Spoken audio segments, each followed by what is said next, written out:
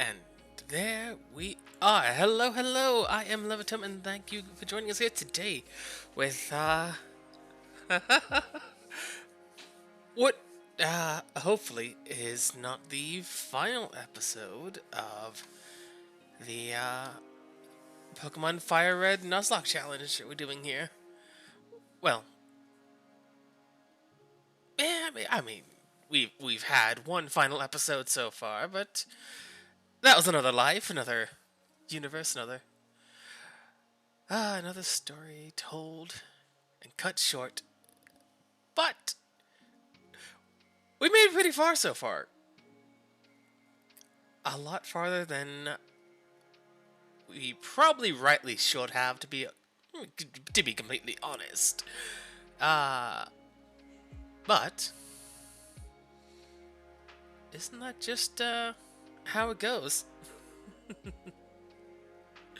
never know what's going to exactly happen with these kinds of things. And yeah, last time we swept up the last gym battle we needed to do. We defeated our rival before heading into Victory Road. We passed each of the gates, remembering the adventure we've had. The comrades, party members, Pokemon, one and all, that sadly gave their lives mostly to Rattata and Raticate. But that's neither here nor there. All to get to where we are now. And with that, let's go ahead and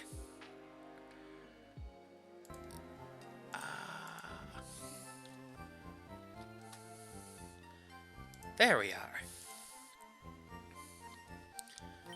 Let's see, what have we got?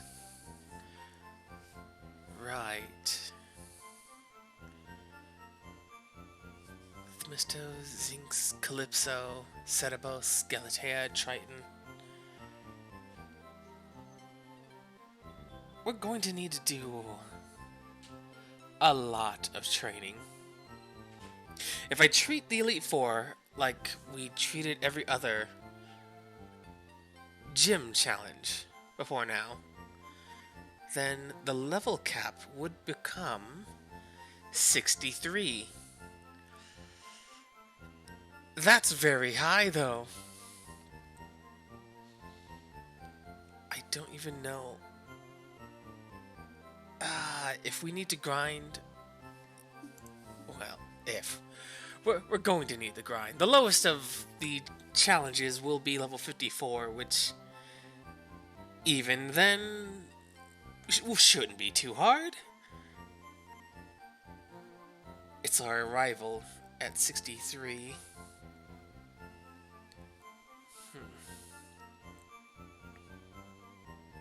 Either which way, everyone needs to get to at least 50. Well, 55. If we can get everyone to 55, then we should have an easier time doing things. But comparatively,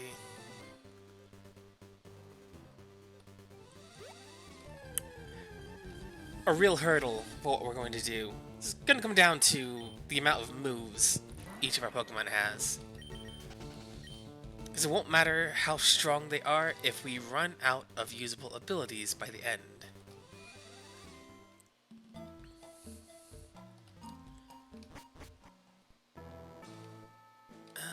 With Lorelei being first, she's an ice trainer, but I remember she has lots of psychic types as well. Bruno, he's got rock and fighting. Agatha has ghosts. Lance, of course, the Dragon Master. And our rival, which will have more or less the same team he had before, but even stronger. Oh, we can actually capture something here. I think Arbok might be the last thing we can capture. For Route 23, there was an Arbok, but it's got a 5% chance of showing up, so not going to waste too much time on that. Victory Road. Oh no. Victory Road has the Machop line, Onix, Geodude, and Marowak.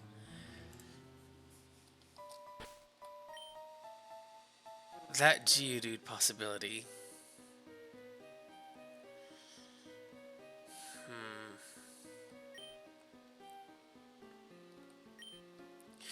We'll cross that bridge when we get to it.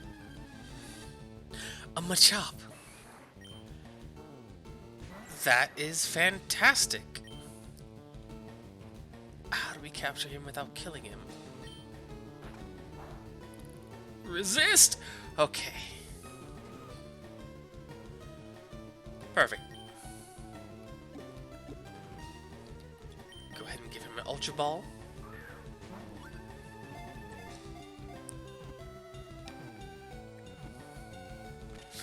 Perfect!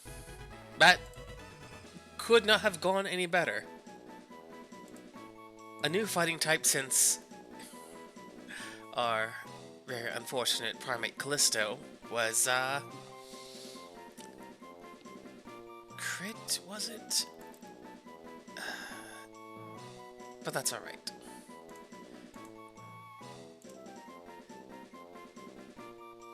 Aside from angling for that Arbok outside, I think this is the last Pokemon we can actually capture.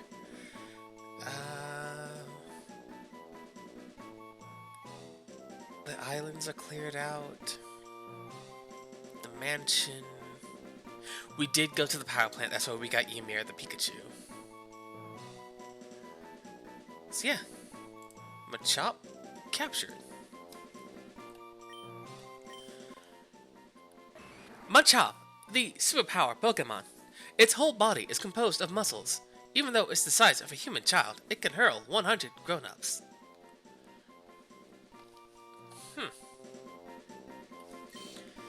Let's see, for the final capture of the game.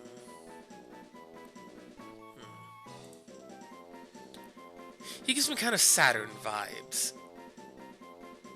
So, you know what?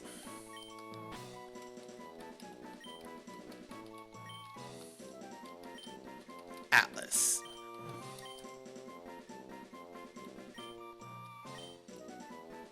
Ha. Okay. Our final capture is done. We have all the Pokemon we could possibly capture except for that potential Arbok outside. Or I guess Poliwag.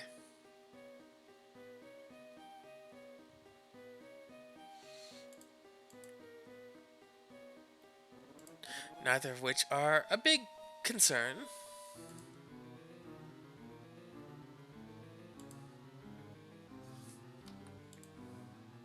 Oh. Nuzlocke page just crashed. Okay, there we are.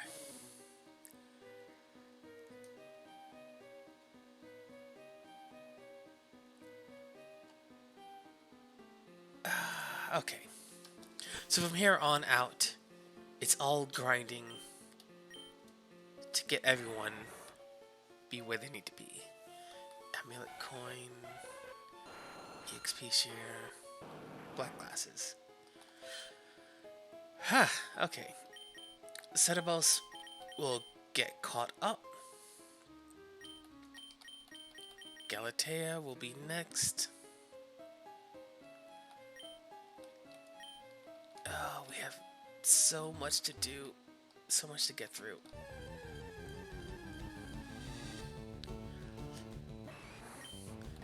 Hopefully we don't... no, fighting Geodude isn't even going to be worth it, as any one of them could just instantly self-destruct.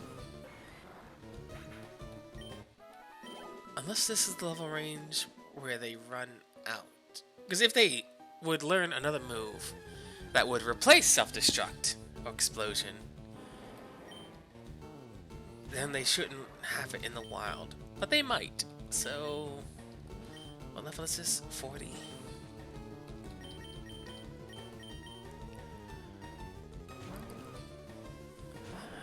Onyx. Dogging our heels since the beginning of the whole entire game.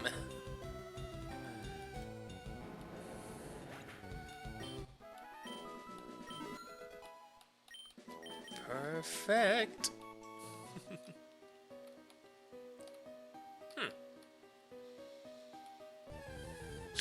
Ah, I see.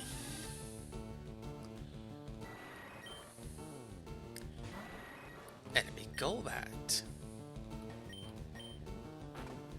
There's nothing it should be able to do, really, right? Except for that, apparently. I forgot flying doesn't resist flying. For some reason. Nothing we can't overcome.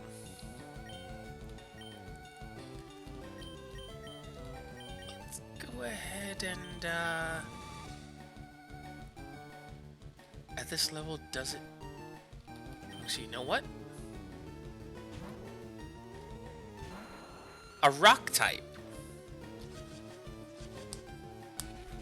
Except most it'll know... Bite... Bite, Air Cutter, Confuse Ray, and one more move. Cetabos should be strong enough as a rock flying that it shouldn't even matter. As long as Cetabos doesn't knock itself out, that would...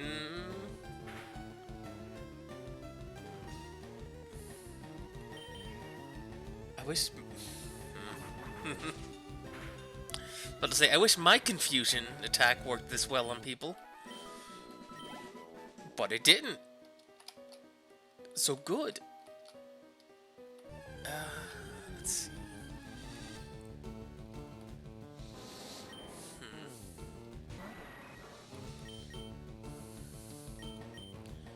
40... No, that's ice. Ice will be not nice against rock. Especially if that Iron Tail had actually hit.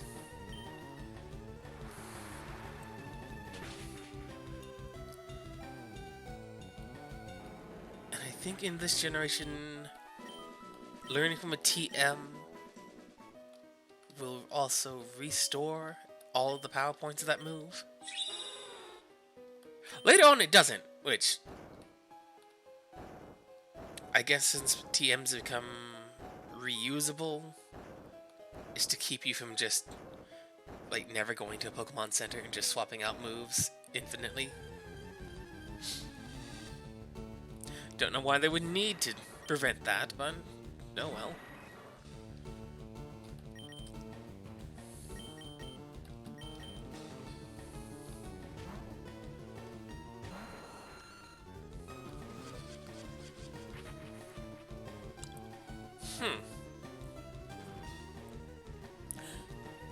Air Cutter, Confuse Ray, Mean Look.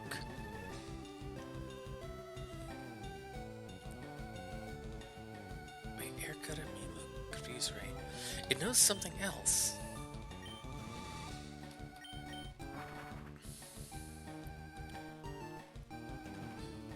Probably Bite?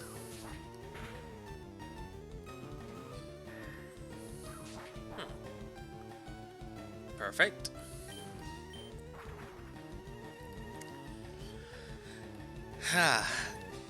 It's gonna be a little bit.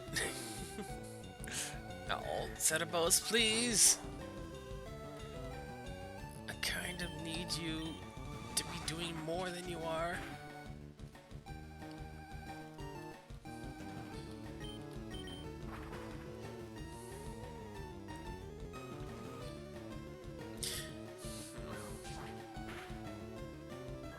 If Confuse Ray had a lower chance of actively hitting, like Attract does, that would actually be really nice to Mean Look Confuse Ray.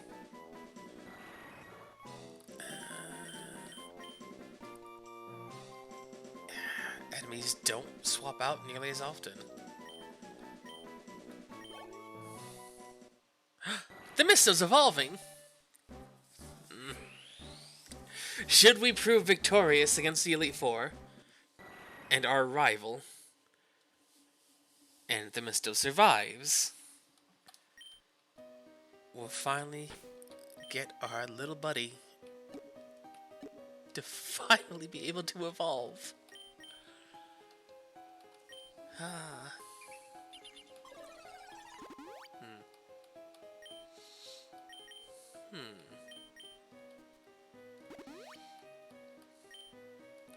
No, now that Setibos is 40 and is able to contend with what we're doing here, let's get Galatea leveled up. EXP share, good.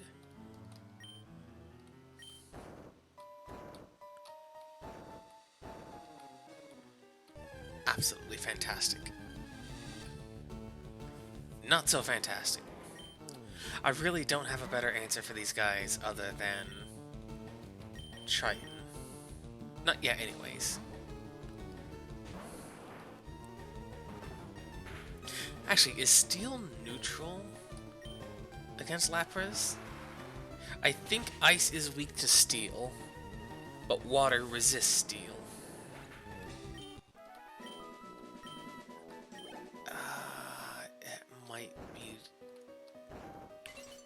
It might be true. I don't actually remember.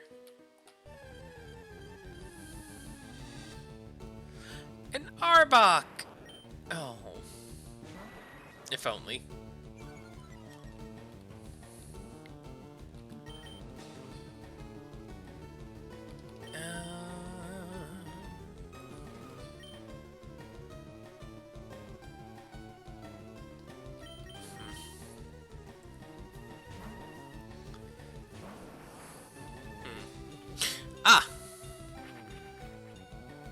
Good.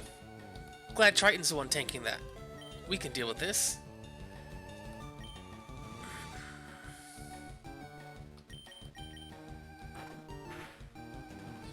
It knows Bite. Screech. Glare, Bite, Screech. What would that last move be? Constrict? Ah! Acid! Joke's on you, buddy. You can't poison me.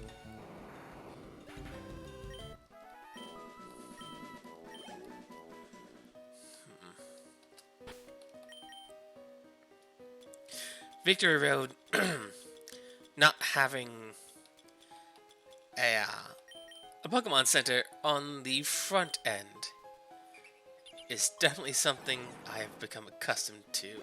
Well, not become accustomed to. I'm used to it having a healing spot outside, but this...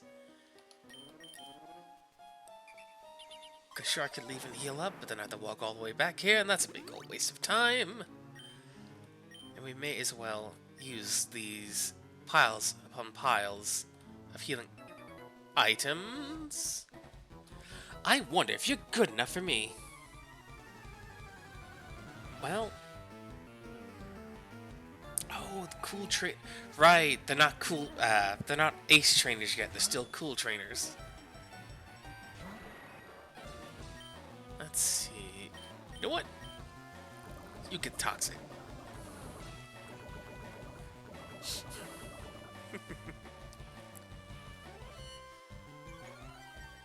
Can't be having that.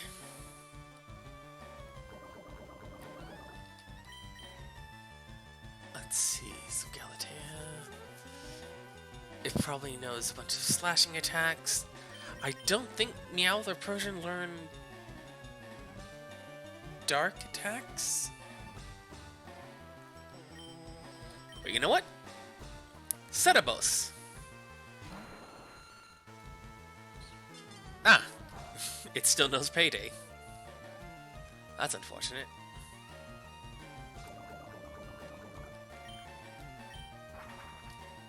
In the original game, critical hits were tied to speed. And Persian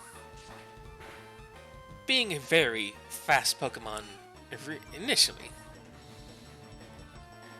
There was some way you could boost its speed, and every single attack would just be crit after crit after crit. Ponyta. Fun times.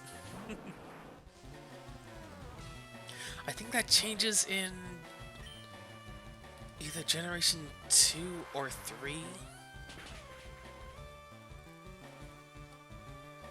Looking into things now, Fire Red and Leaf Green are technically Generation 4, so they ascribe to Generation 4's rulings on things. Which one more? And we'll get the divide of special attack and normal attack element. Elemental moves.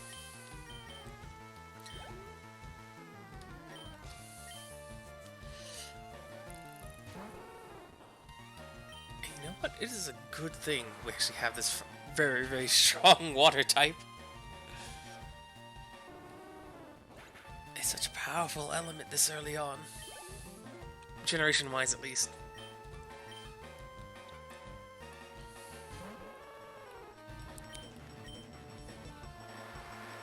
So many strong water moves that are so very accurate.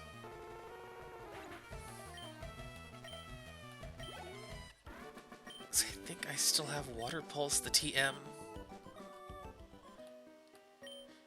I never wanted to lose to anybody, especially a younger kid. Haha! Well. Tough. Wait. The Moltres isn't here either. So what is?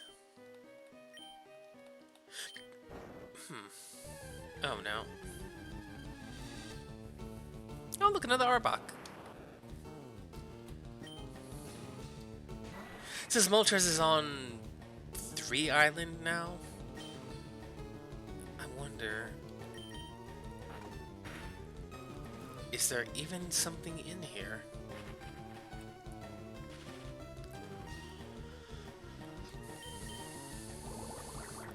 Acid. I mean, probably not. It's not that big a deal. Speaking of big deals, that actually is quite annoying.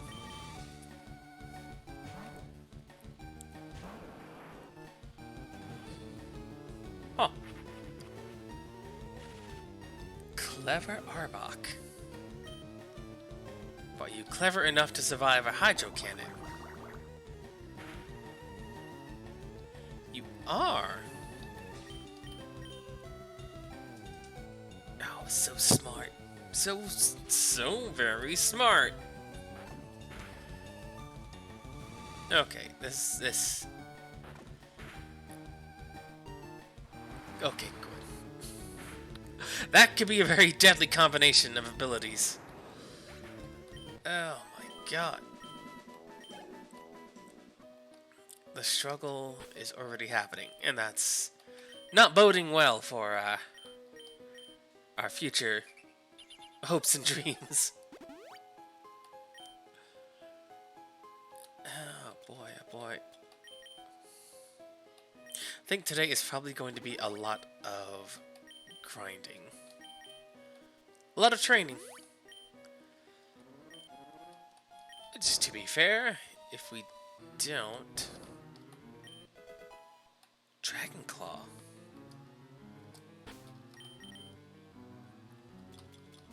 That's right.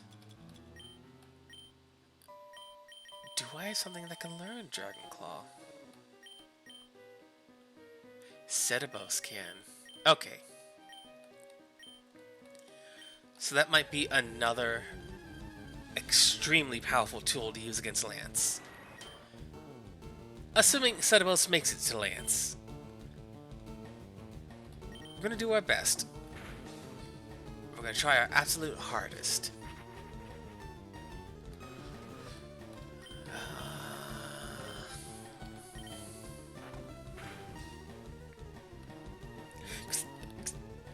by and large, I'd like to be able to, you know, have one successful Nuzlocke victory under my belt. Just the one. As I had mentioned before, I don't think I've ever actually had a successful run in any previous attempt. And generally, when one would be a complete failure, I would, feel like, okay, well, this is how far I made it this time. Let's finish the game anyways. Collect what Pokemon we can, trade them however we might, then start over, so on and so forth. And I wonder... No. That stone should stay where it was. It should stay on the button. I don't think we'll have to do that again.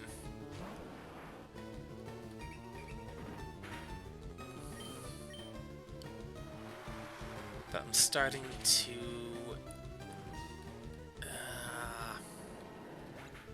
it's what we could do. Which is what I might decide we do instead of grinding here and now. Can I even... You cannot fly to Victory Road. Okay. Maybe it'd be a little silly and you'll be able to fly to it instead. So what we'll do is navigate Victory Road. We'll defeat it, and once we get to the other side, focus more on grinding. That way we have a much faster access to the training ground, and we won't need to worry about...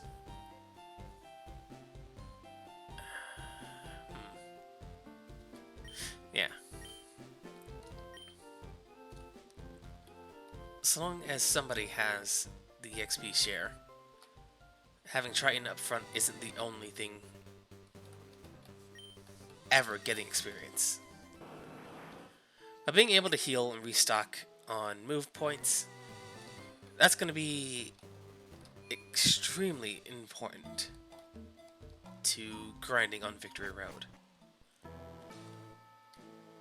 Which I don't think Victory Road is even all that long. It's just full of Pokemon that give you status ailments. It's just annoying. It's not an actual... No. There's some stuff in there that's actually hard to get around.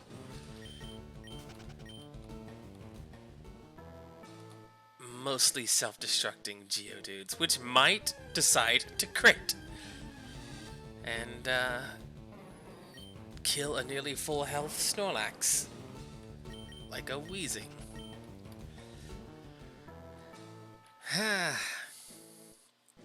We'll make it though. I believe.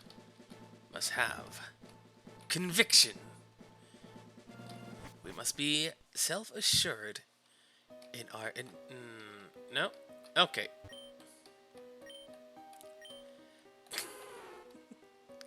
Hello, Kiwi! Welcome, welcome. Just spitballing ideas on how to best go about training in this spot. And from what I hear, I'm not the stinky one.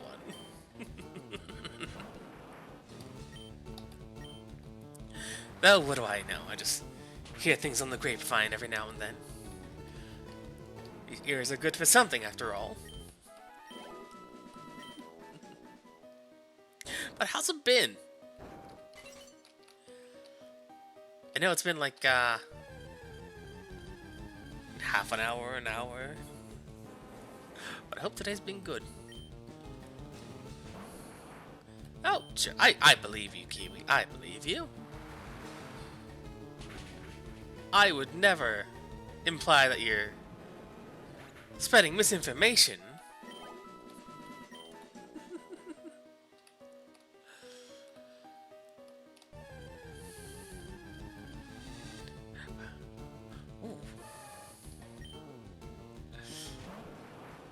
And of all the Pokemon we ran into, it was a Machoke.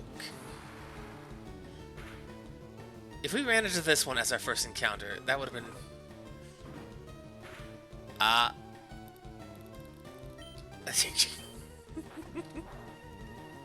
Gibby! Chat isn't on the screen. You can't... The gamer word's not going to do anything to me. Aside from, like, you know...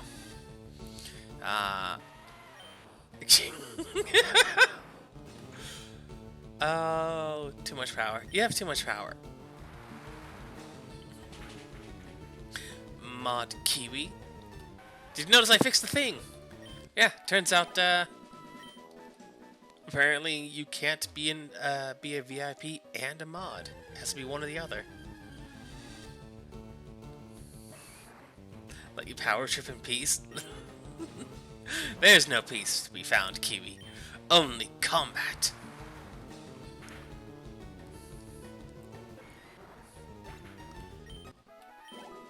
There we go. And we get this, which was a rare candy. That's fine. I definitely see now why people will tend to, what's the word? Glitch in infinite rare candies to get Pokemon caught up to where they need to be for the next challenge. If they're not quite there yet. And it's not something I want to rely on, as I feel it takes a little bit of something out of the experience, but EXP we share will have to do. I can see you're good. Now let me see exactly how good. You hope someone dies of fun? Well, you might get your wish. It's only a matter of time. Because, I'm treating the Elite Four as a gym challenge, so the highest level of their number is what I will be aiming for a level cap. And the highest level I have is a 46. The highest level in the Elite Four is 63. It's, a bit... Oh, wait, I should have changed. It's a bit out there, but nothing we can't overcome. Die? No.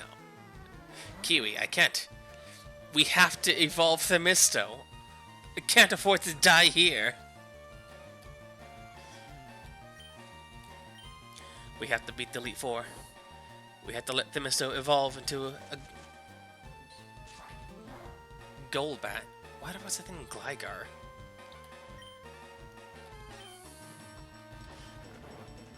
I had hoped that was only a 2-turn. Maybe that's Spore. Either which way. We've got to beat the Elite Four, get the National Dex, evolve Themisto, and it'll be cool. We'll have a little purple bat friend. Ah! Trainers now use Hyper Potions. Good to know.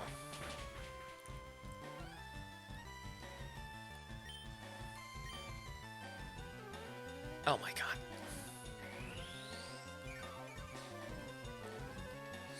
Air Cutter never crits. It misses. Why do I still have this move?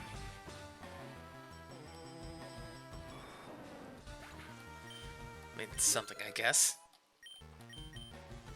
Triton level up. Galatea level up. Perfect, perfect. War Turtle, huh? Oh. What do I even do against a water type?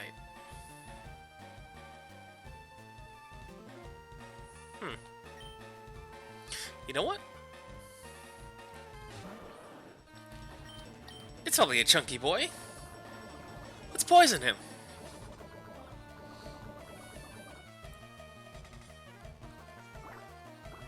Just remove the whole issue of a very tanky war turtle entirely out of the equation.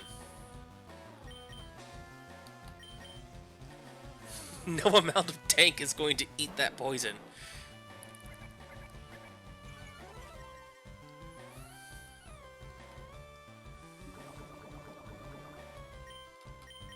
And if I just extend the fight, it knows bite. Tail wag, water gun, bite. Something else.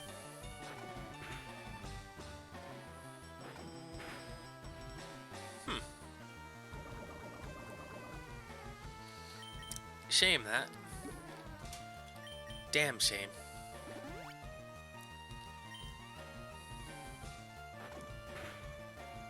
It knows something else, but it never used it. Oh well. Toxic is also another potential ace in the hole for the fight against Elite Four. So long as I don't die, Toxic will eventually take them out. Unless they have full restores. Which I don't think they do. Our rival might. He might have a full restore. Oh, this guy's got all the starters. Holy crap.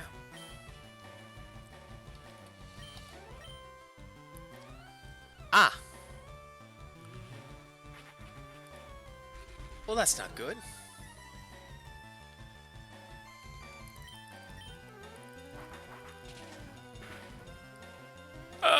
Okay.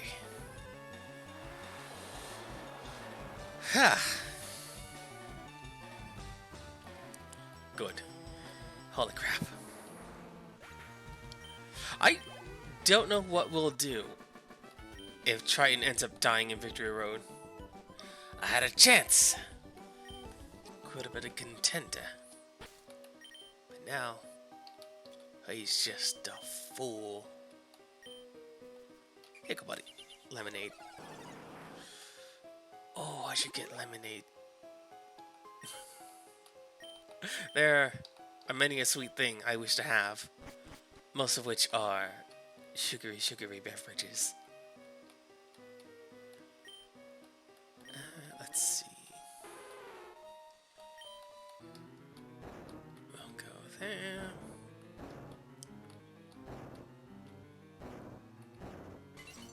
That's one.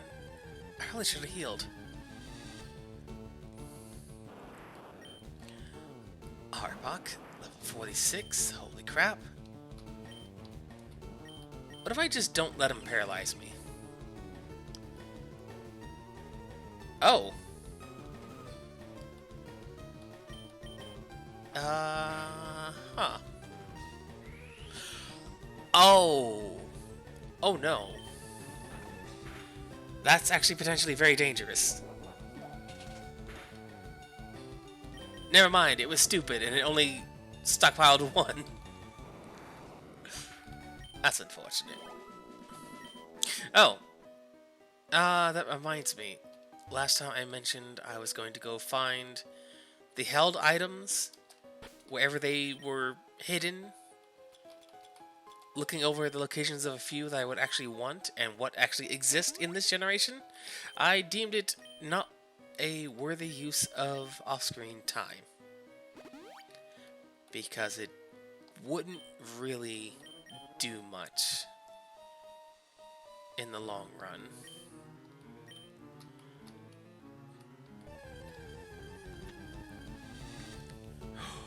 Oh, a Marowak! We could have had a Marowak. Gonna dig for food. Good luck, Kiwi. I hope you find something good.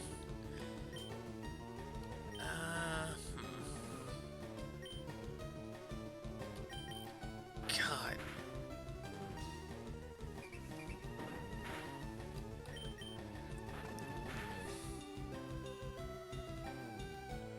Huh.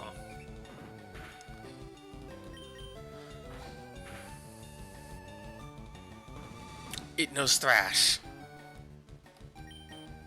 Oh boy.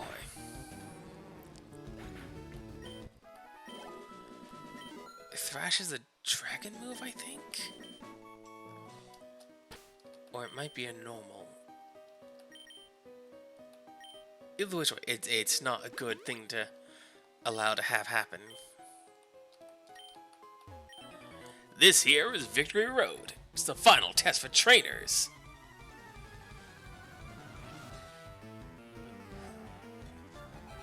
Black Belt Daisuke.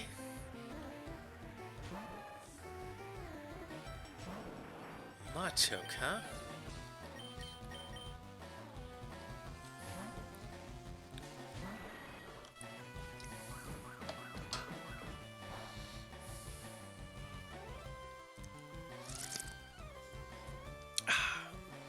Be sure to stay hydrated out there, people.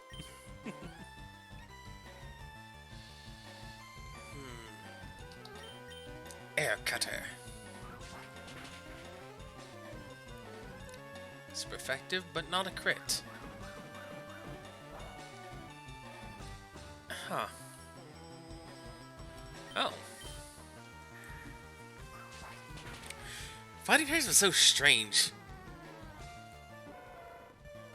The moves do weird things I don't fully understand because, apparently we just never got access to a good portion of them.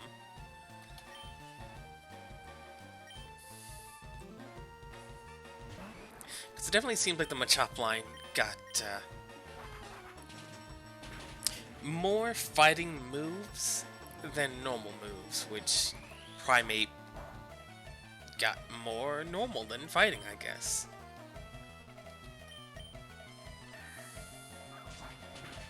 Revenge, Submission, Vital Throat. I had no idea what any of those are.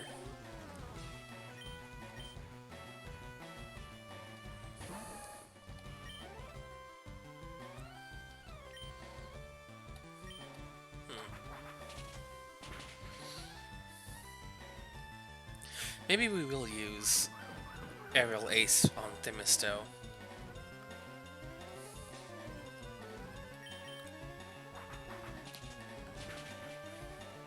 We'll save it for once we're in the Elite Four.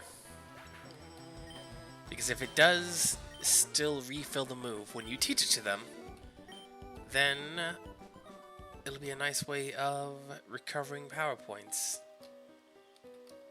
In a way.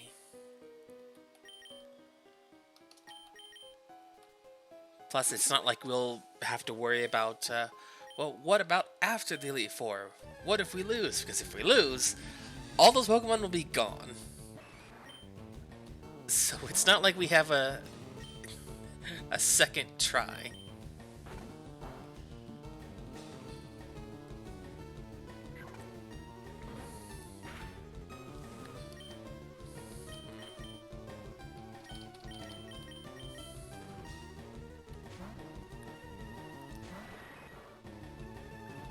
Maybe we'll give Themisto Steel Wing.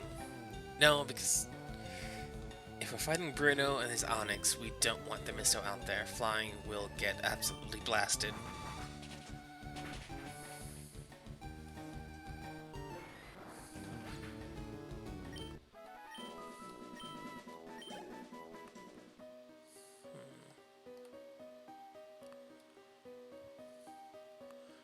So the way up is locked. A full heal, very nice. I remember Victory Road being entirely pitch black. But I guess they changed that for Fire Red. Which is good.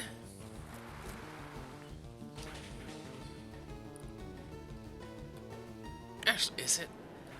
It probably should have still have been pitch black because now it means the flash that we taught to Zinx is not as vital as I thought it might have been. Is Victory Road too tough? Oh. Huh.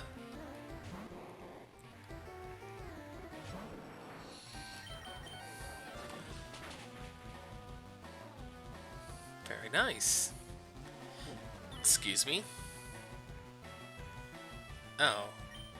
Oh, you poor, stupid thing. I'm sure there's some way of making, like, Torrent and whatever Venusaur and Charizard have, and the other starters. I'm sure there's something to do with those. Many trainers give up their challenge here and go home. I've always hated that. Because why? Why? Why would you do this? Why is this the ability all starters have no matter what?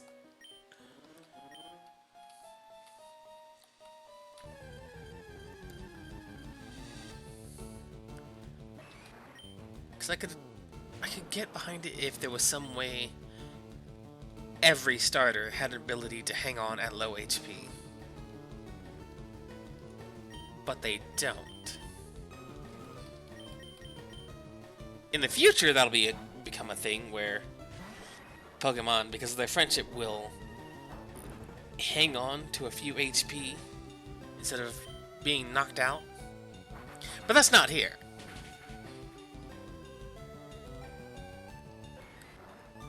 So having Torrent on Blastoise are ace Pokemon. Like, when will we actually ever see that in action?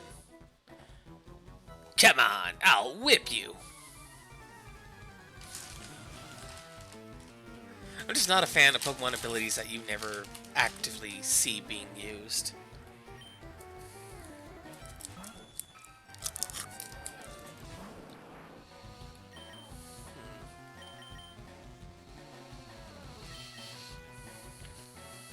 Setebos.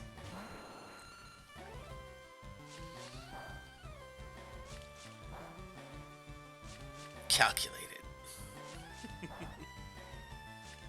Oh my god. Imagine if that thing was critting this entire time as well. Hold this rock. Oh. Is rock not super effective against normal? Oh. Maybe we'll replace that with something else. Like Rock Throw or Rock Tomb, something with more than 5 points.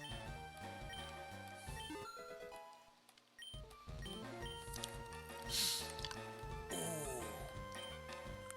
Yes, yes, yes. Get rid of Confuse, right?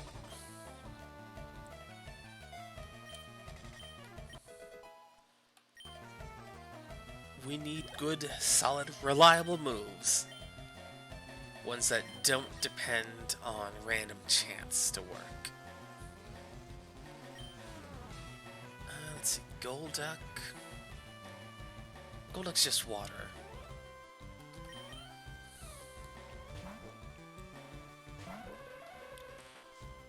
So Calypso should have no problem.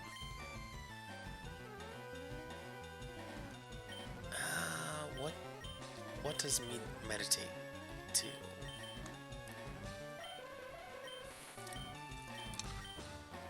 It raises its attack stat.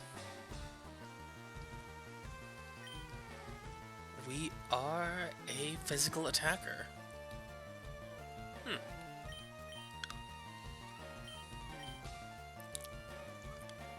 44 against 40. It should be fine.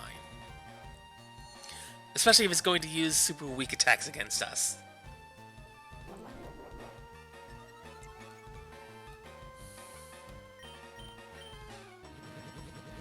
Oh. That won't even matter. It's cupping a physical attack boost, and it doesn't use physical attacks.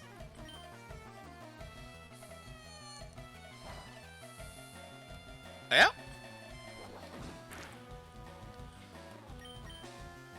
Oh. Oh no.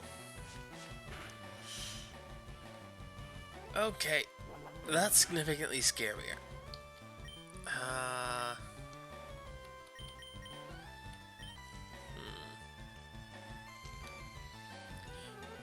Psych Up, Fury Swipe, Confusion. It must know a water attack as well.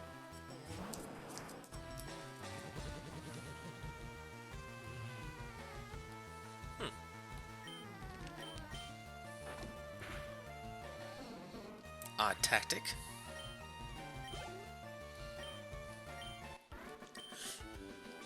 I got whipped. You know what? Psych Up won't continue stacking. It's not like it will copy the last move you use, as it just copies your stat changes. So there's never a reason to need to use it twice. Unless I used another attack up.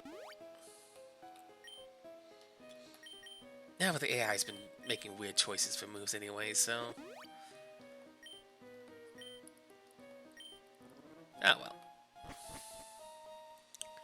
Let's see. Boulder. Aw. A little Zubat. That is one thing I'm very excited to actually have happen. I've never used the Zubat throughout the entire game. Though they're classic and... You know, they get a lot of hate they don't deserve.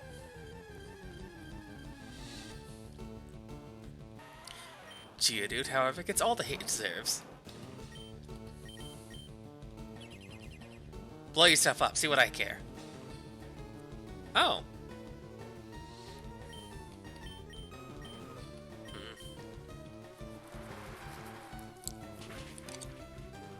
I was kind of hoping it wouldn't make me actually attack it.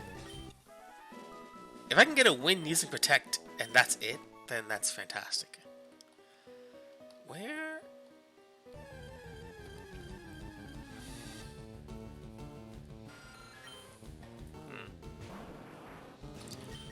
That said, these things are not worth the effort of fighting. You should be, though. Trainers live to seek stronger opponents. True. Fighting once they're faster, the way to the top of the hill.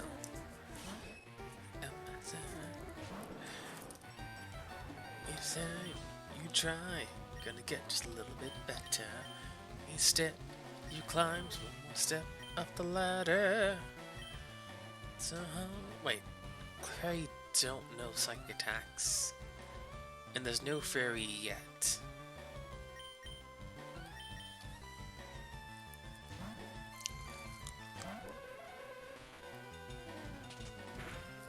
Yeah, because there's nothing it should be able to do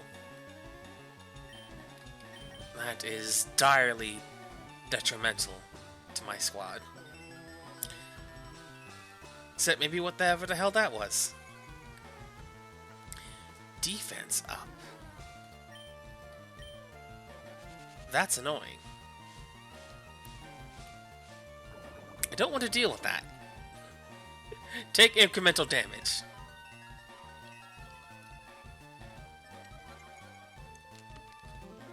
Probably should have hit with Toxic instead, though. Now, well.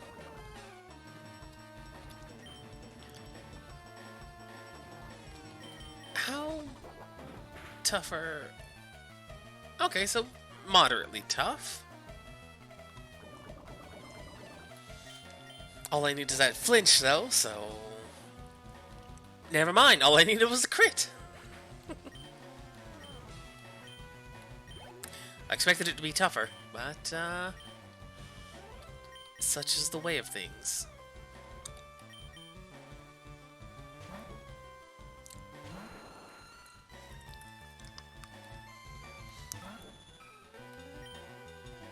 Why do I even have agility on Aerodactyl? Setibus is already plenty powerful, plenty fast, so... It does know a dark attack.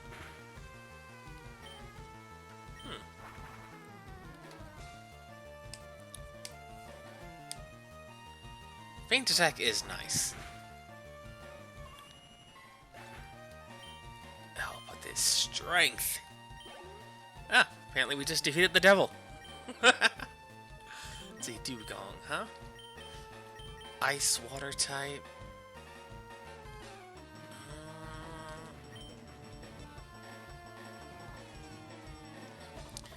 I think poison's weak to ice. Flying definitely is, so let's not do that. There, yeah.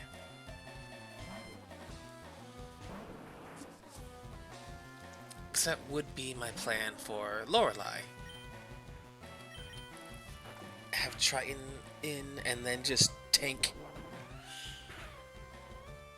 Yeah, just tank the damage. Don't even worry about it.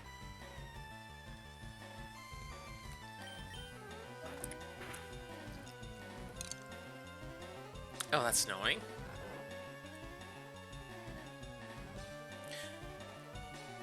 Good note for later.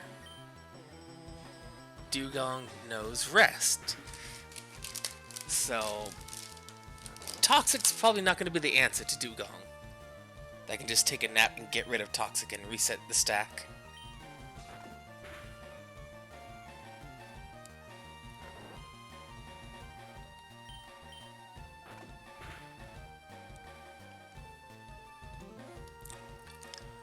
Woke up the flinch!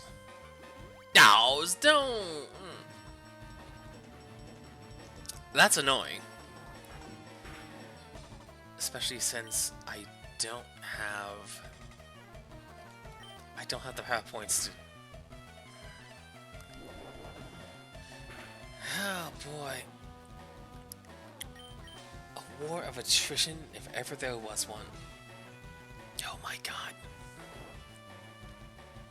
Okay, so let's see what we can do about this. Triton can't win that fight. It's gonna take too long. He'll run out of moves before then.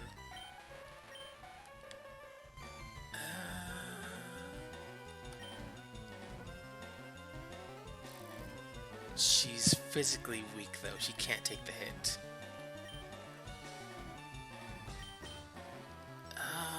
Oh boy.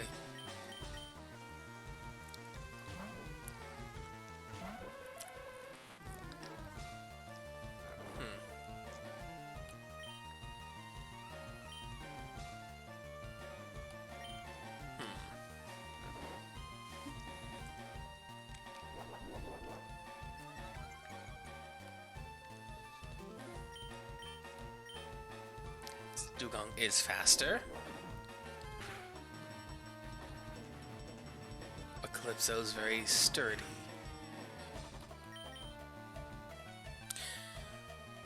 It knows sheer cold!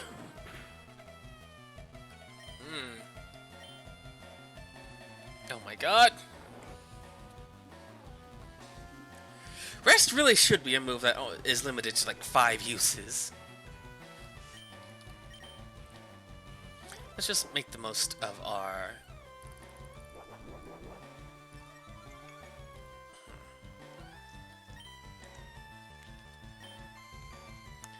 One more should do it. Because I'm betting we're going to survive the next takedown. Duh.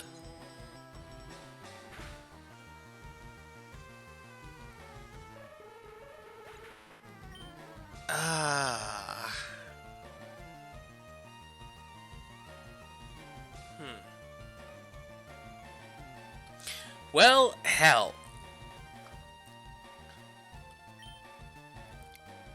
What do I even...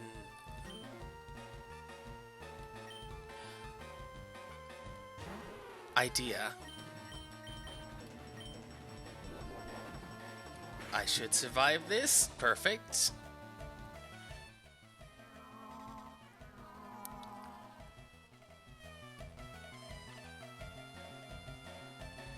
Three turns, not 5 turns. Okay. Oh god.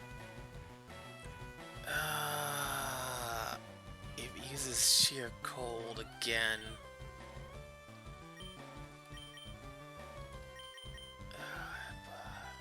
No, no. it'll still think it's attacking... Yes, it'll still think it's attacking Lapras, which will mean that won't connect. We'll prolong the sheer cold.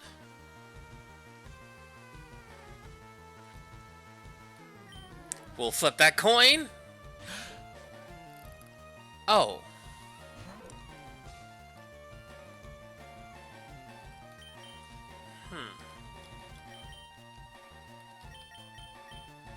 That's aggravating. That's extremely aggravating.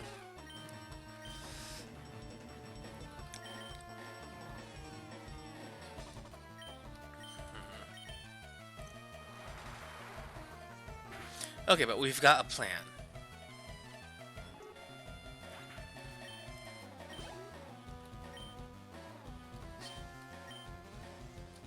We have a plan.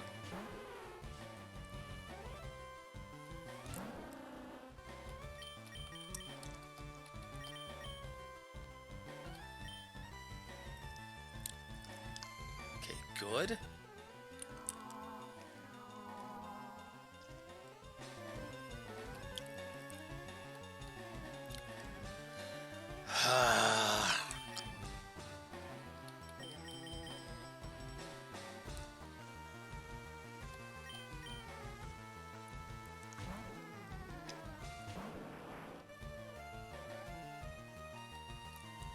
Triton's unaffected.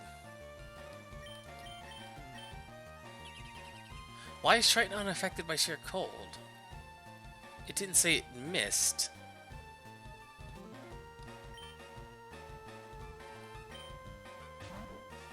She did it again.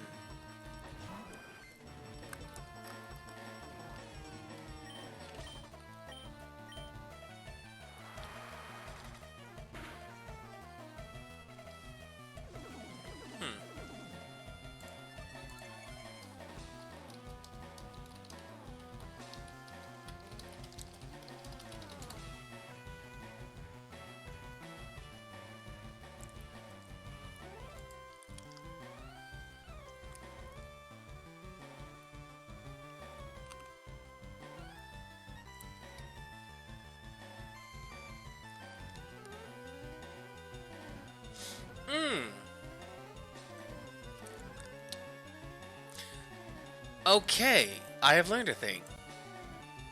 One-hit KO moves can only ever work on Pokemon lower than the Pokemon... a lower level than the Pokemon who's using the one-hit KO move.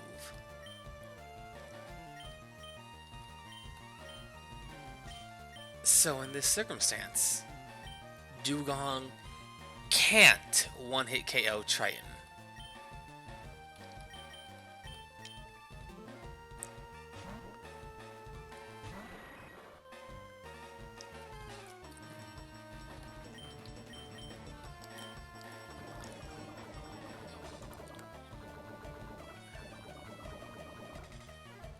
But Triton doesn't have the strength.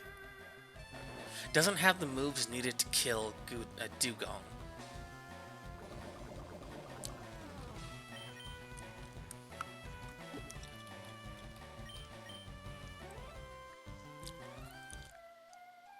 Oh god, does Lorelai's Dugong know sheer cold?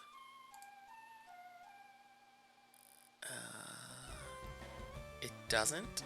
It doesn't. That doesn't cure poison, right? Nope, it doesn't. Oh, God.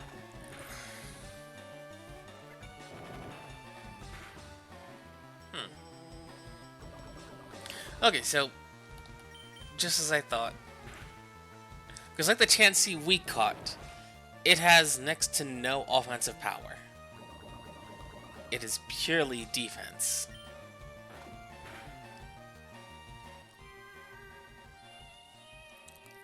Which for our circumstances here means... oh boy.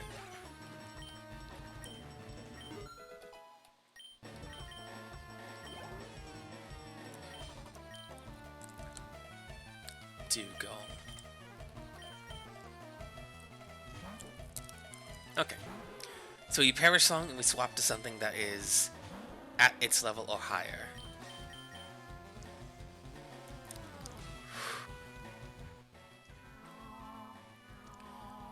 We just need to be something higher than level 42.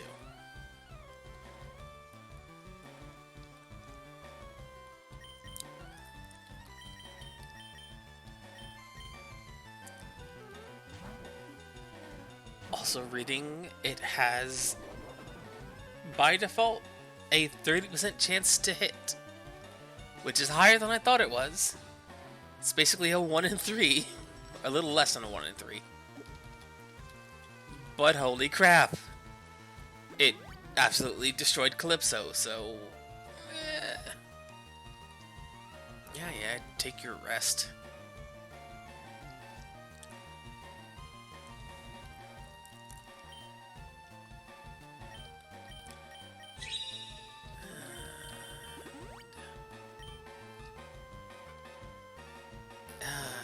You know what? If any Pokemon had to get one hit KO'd, at least it was... Sucks to say, at least it was one of the newer editions that we already had a redundancy for. But still, that sucks, because that means... I gotta go get another Pokemon. Which is fine. If anything, I'll use some Repel, get back to where we need to be. Because holy crap. Oh my god.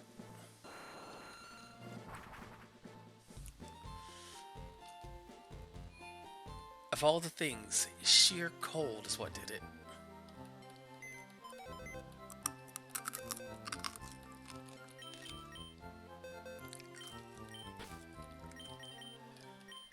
Calypso, I'm sorry. Get a mark down. Calypso.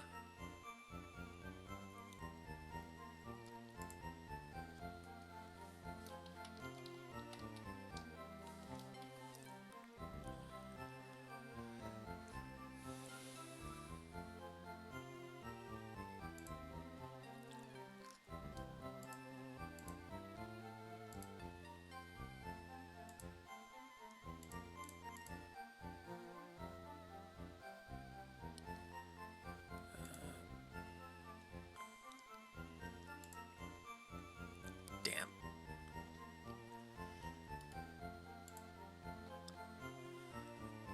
Okay, so Calypso is now listed in the Fallen. But what the hell do we even...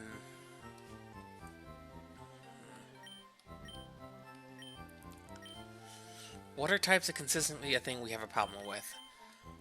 But lower-lies water types are also ice, except for Slowbro, which is psychic. We have an answer to the psychic. We just need...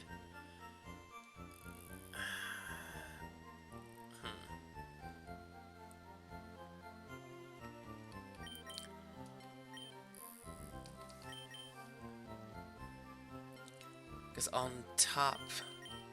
Actually, Atlas, what do you even have going on? Naive, so a nothing. Special defense low, normal defense pretty nice. Very slow. Ups attack if suffering. Not a great ability. Foresight, revenge. Vital throw. Oh. Huh.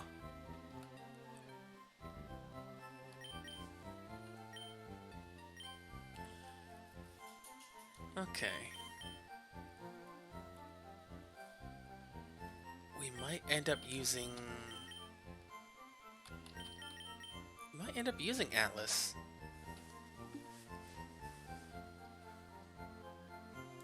Slowlight, she's got a Dugong. A very powerful Dugong. And a Lapras.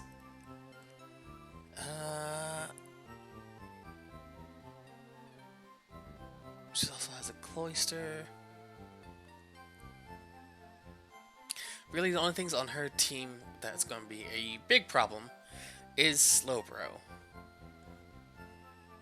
as everything else has an ice typing, which can be combated against, except for she does have a Jinx. But we now know Jinx is very low physical defense. And all her ice types, almost all her ice types are also water. Bruno, he's got some rock, a lot of fighting.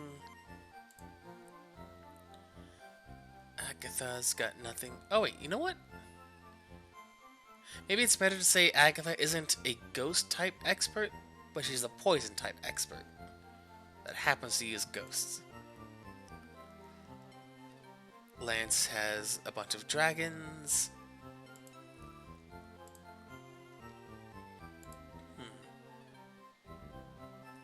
So a fighting type might be pretty nice to have on hand. We don't have Karate Chop.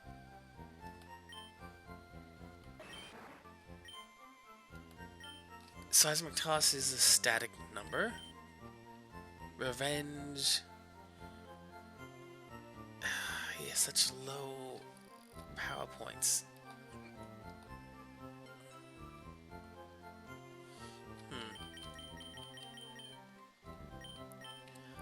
What could we do?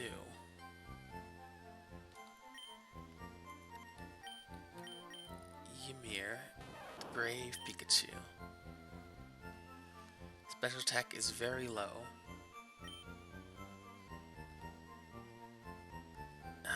And if we evolve it, it won't learn any new moves.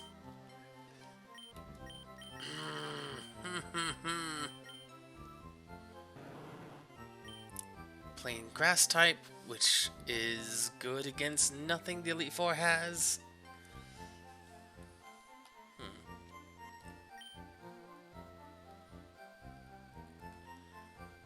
Against Bruno, Themista is going to be extremely powerful, aside from his rock types. Jeez. What to do? What to do? Hydra, what do you do? You're a physical attacker, not a special attacker.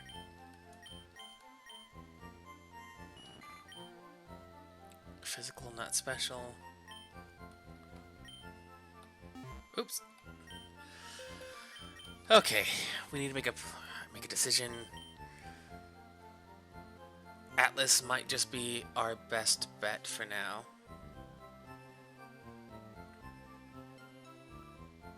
Because the only thing we possibly could capture still is an Arbok, which isn't going to solve our problems. Granted, we can't get a Machamp.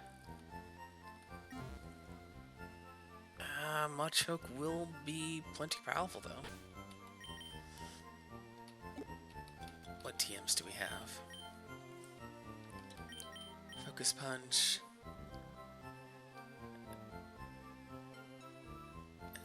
These finishes if hit beforehand.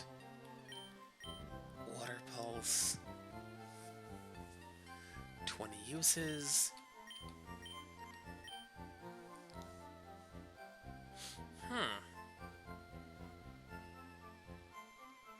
That might actually be pretty handy to have on the Atlas. Light Screen, Rain Dance, Giga Drain, Safeguard.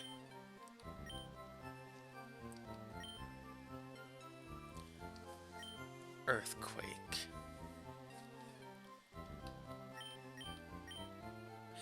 Brick Bait's really nice. Break.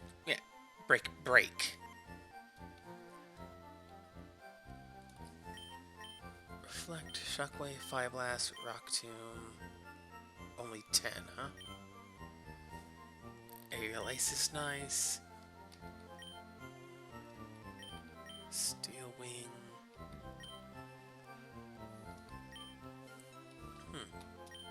Okay. That's what we're gonna go with for now.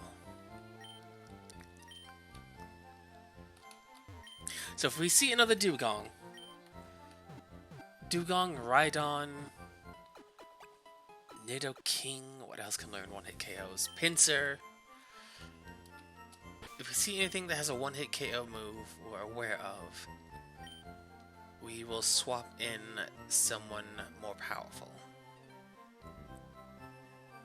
Which at this point is just Triton. Oh boy. We'll get back to where we were before, though.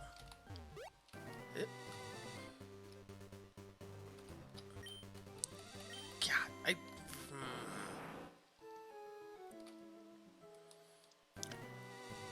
can't even say... You can't even say Calypso was taken out in the process of training, as we still need to get to the other side before we can call it a training session. Man, who's to know, though, right?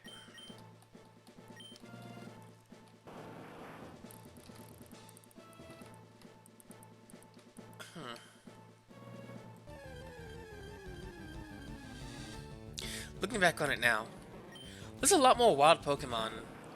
Well, I guess Dugong doesn't count as a wild Pokemon.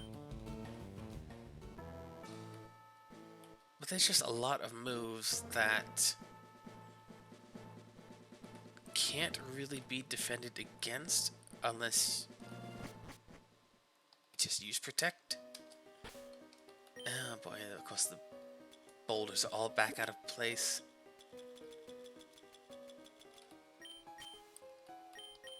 Okay, there we go. Scavenge was unsuccessful. Oh, sorry, Kiwi. On the bright side for your purposes, we did have a death. So hooray!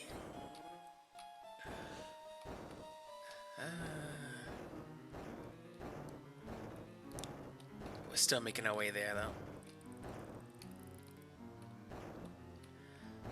Calypso, the Hypno, that I just captured at level 40 a couple streams ago. It got one-shot KO'd by a Dugong. And I have since then learned one hit. Sheer Cold has a 30% chance to hit. If it's aimed against a Pokemon higher level than the user, it doesn't work at all. So, luckily, because Triton didn't have any more attacks I could really use against it, because every time it hit below 50% health, it would rest. And the trainer would use full restorers. And it just kept doing it. I figured out, if I have Galatea swap in, because Lapras knows Perish Song, I can have Galatea use Perish Song, swap in for Triton, and then just erase it, not even bother fighting it. But in the process of learning that, I had swapped in Calypso instead.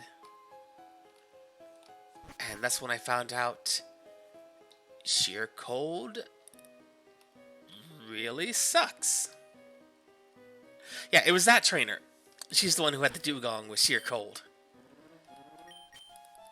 which was a pain in the ass.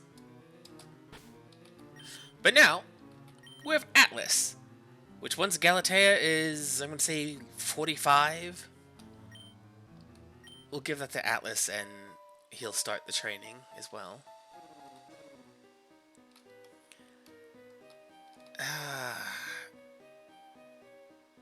Do I even bother picking this up? You know what? Yeah. XP is XP. I heard rumors of a child prodigy.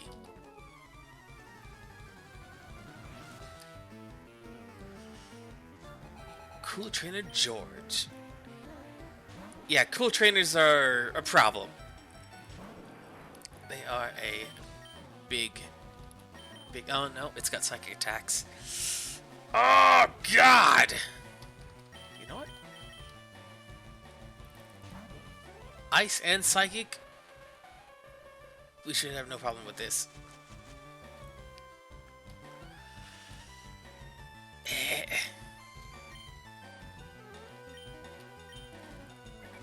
That's a plant attack. It shouldn't...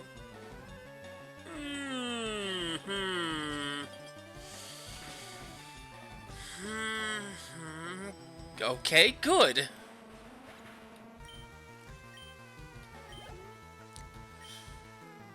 Arcanine. It's okay. We're living. Oh, God. Ha. This whole place is a mess. It's just absolute dog water.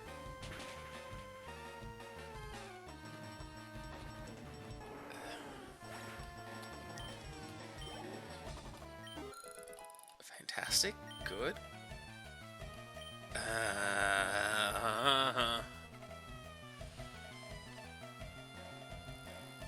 We have nothing to use against an electrode. So, the chances of this thing exploding instantly are extremely low, but not impossible. So here's hoping it decides to explode. No, okay, it didn't.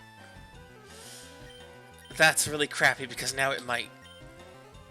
No, okay. This is problematic.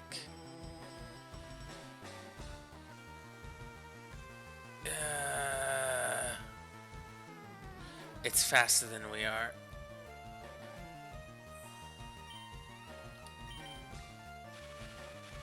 Okay, okay.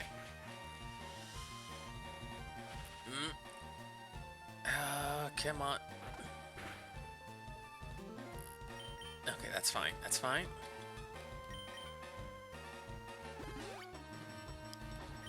One of my few full restores. That's unfortunate. Explode? No. Does it not know explosion anymore? Or self-destruct?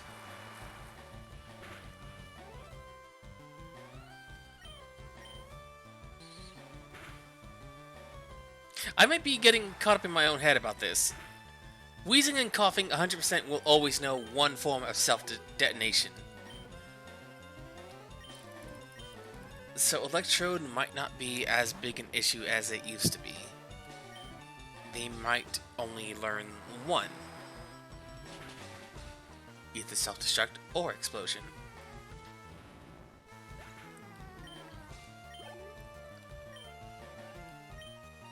Cloyster, huh? A water ice?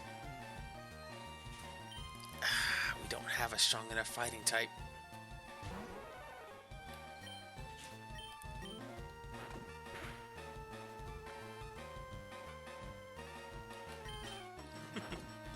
Bites a clam.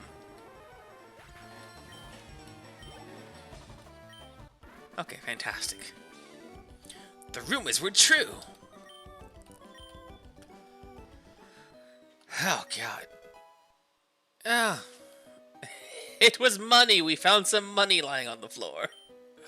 So, it was you who beat Giovanni of Team Rat. Sir, I don't know who you're talking about as these words you're speaking can get some people into a lot of trouble if they were to, spill such needless details in the wrong location. I wouldn't want you to be in danger, so if I were you, for your own best interest at heart, truly, zip your lip. And don't you tell nobody you saw me.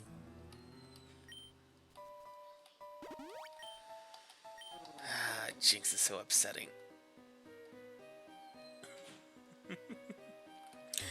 Ah. Overheat.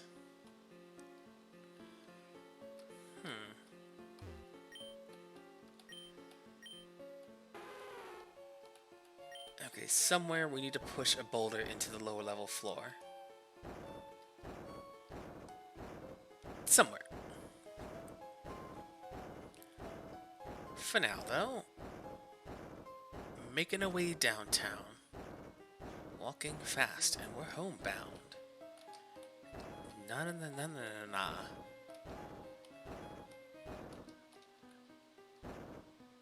There we go.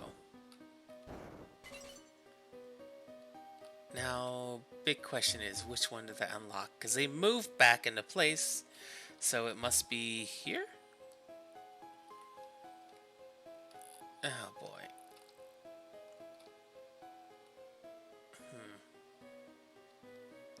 Wait, what the hell's over here then?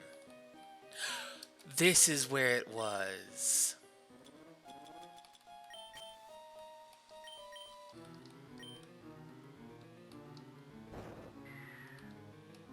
Okay, so that's a double battle from downstairs.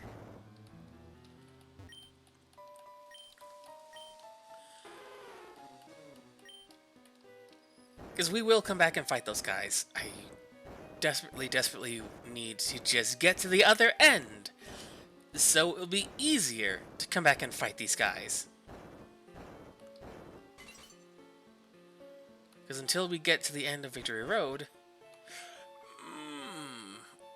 we are trapped in the land of inconvenience and annoyances.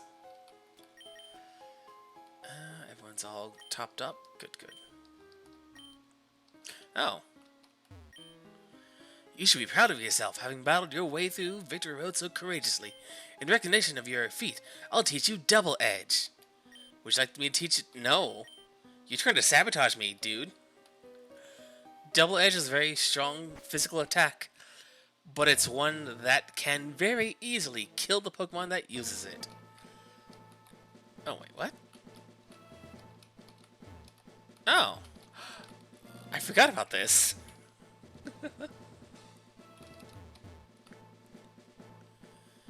Indigo Plateau. They really cut down the length of Victory Road. Like, that's half the entire length I thought. Well, half the length I remember it being, at least.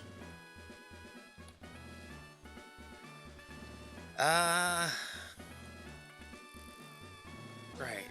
Pokemon Market right here. So what do we have on offer? Full restores. Oh, you know what? Let's sell that revive we got because it can't be used. So do we have any other revives as well? No. Since we don't need that. Leafstone, PowerPoint up. Dire hit. Never gonna use that. Rare candy, max revive. Good.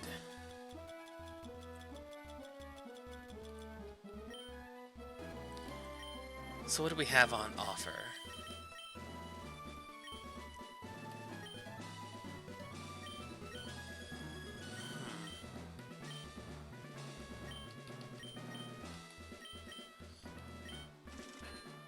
Okay, 10. How many of those could we actually buy? 42! Let's get 10 more. Pokeballs at this point have become a redundancy, as it's not like we can use them. We're kind of at the point of our capturing limit. Well, I guess there is Cerulean Cave.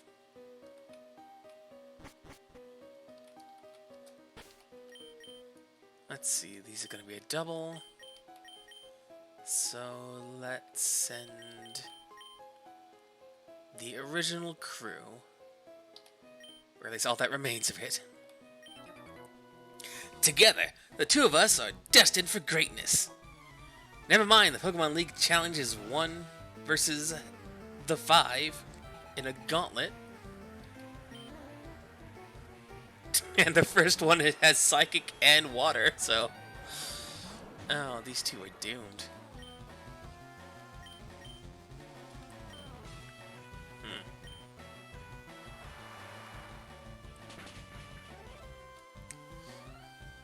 It is fun to see some of these trainers getting to this point with the Pokemon they have, because it means that their own journeys, like across water, through pitchback caves, getting through small trees. These were the Pokemon that they used to get around and over these admittedly minor little interventions. But they get here and like, oh yeah, we're a double battle team, so we only use one Pokemon each. Cool! What happens when you fight one water type? Or a psychic? You explode? Okay, fair enough.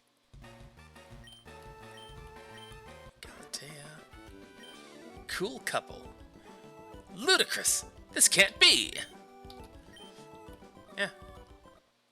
The Misto! Soon, buddy. Soon.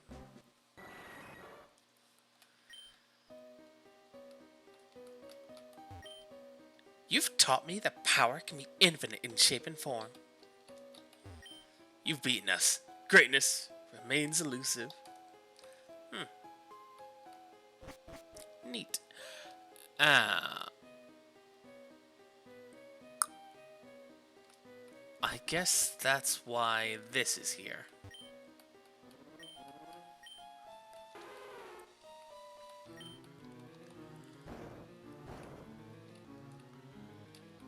Go ahead and push that down there. Go down with it.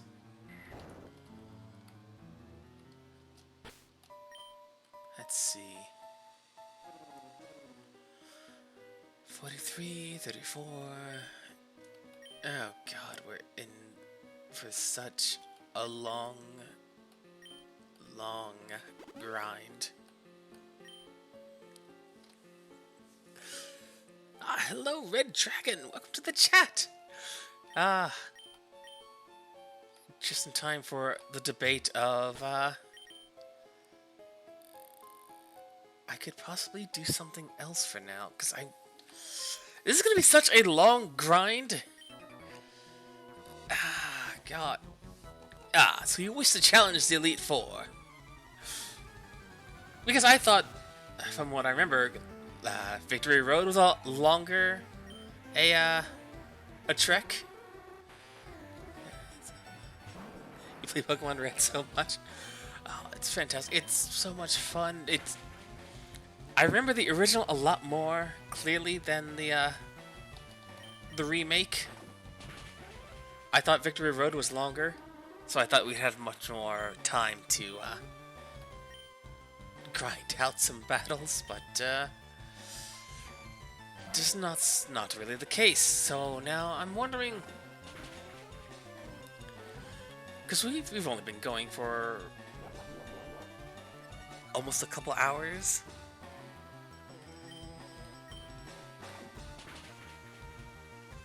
It's gonna be a long grind. I very much don't know if anyone's prepared for what is going to be probably an hour and a half of grinding. So I'm debating actually. Maybe I'll do the grind off screen. We'll play something else for the time slot we have today. And yeah. But I'm debating that. Victory Road has been more annoying than hard. No, we're not going to lose another team member, not again. You got me. Through some extremely unfortunate not coalition. coalescence of events, we are currently still in the process of getting 4 of our team members caught up to the only 2 original members of the team, the Misto and Triton. Which is why I'm questioning doing the grind off screen, just because it's going to be a long, long go. Which, if I do, what can I do instead? Because again, I really remember Victory Road being longer than this. Maybe it's because they cut out the Moltres section? But I don't remember it being nearly this short. I remember things being upwards of level 50, 55, stuff like that. Maybe that's just the further generations Victory Roads that become more and more demanding of a team. I don't remember. It's been a long time. Wait, where am I going? Right, back up is through that. Wasn't there something else, though? No, there's 2 more trainers. There's still those 2 standing back to back. Favorite starter? The one I have the worst luck with, as it turns out. Charmander was always my favorite starter. Back in the original Red and Blue, it's the Pokemon I started out with. It was also the Pokemon we started this Nuzlocke challenge with. But I lost to Brock.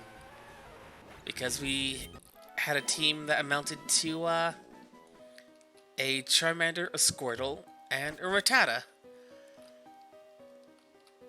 I thought Metal Claw would carry us through, but it didn't. Rattata nearly almost did, but then it didn't. And, Pikachu literally had no abilities that could touch a Geodude or an Onix. It's why the current Blastoise sticker is stuck on top of the old Charizard silhouette.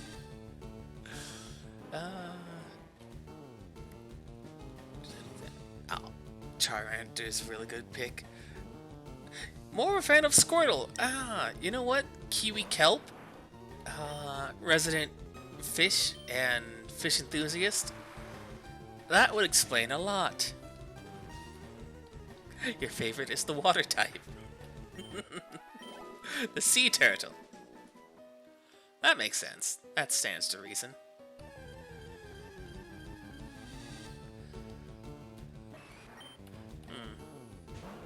That said, favorite Pokemon of Generation 1? What say you all? Like, no need to, like a favorite strong typing or whatever, just whatever reason it might happen to be. Favorite number 1 of all Generation 1.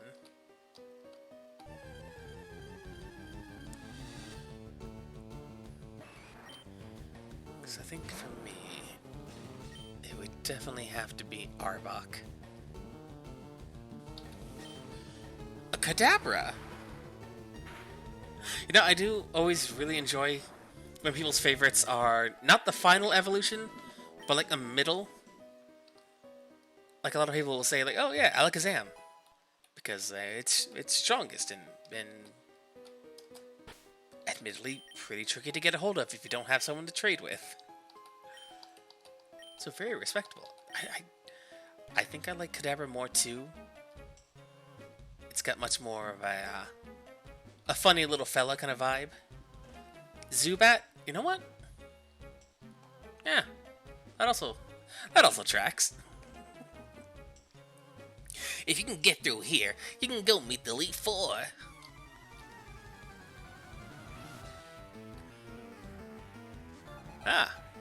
Dawson.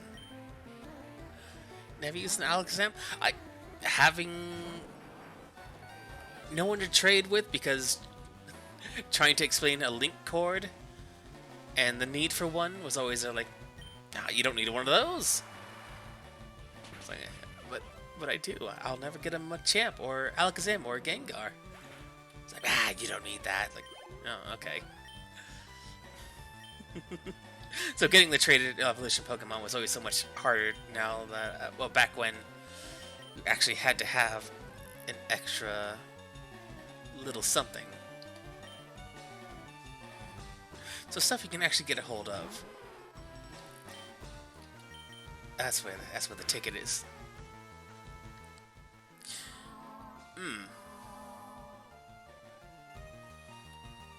Okay. 3 turns left. Are you going to? We might. Actually, how many more Pokemon do they have left?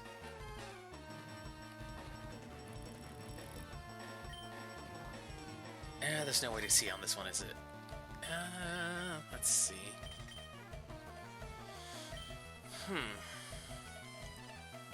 Perish Song, Rain Dance. It hasn't used the Ice Attack yet. It probably won't, because Ice isn't very effective against water. It did! Themisto, buddy.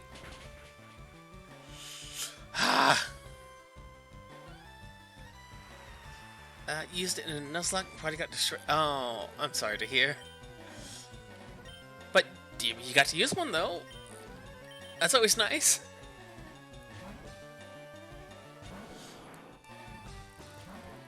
Oh, of course it did.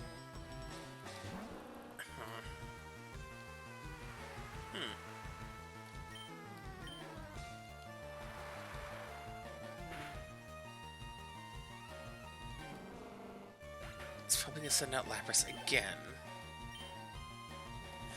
But this time, it doesn't have the oh wait, no, that's right. I already knocked out the first one.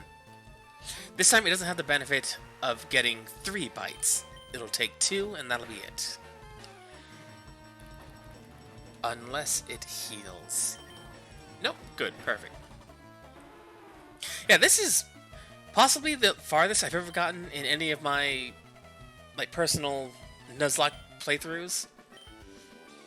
And that's only because since the first failed one on day 1, I've been a lot more cautious and a lot more, some might describe it as overly protective.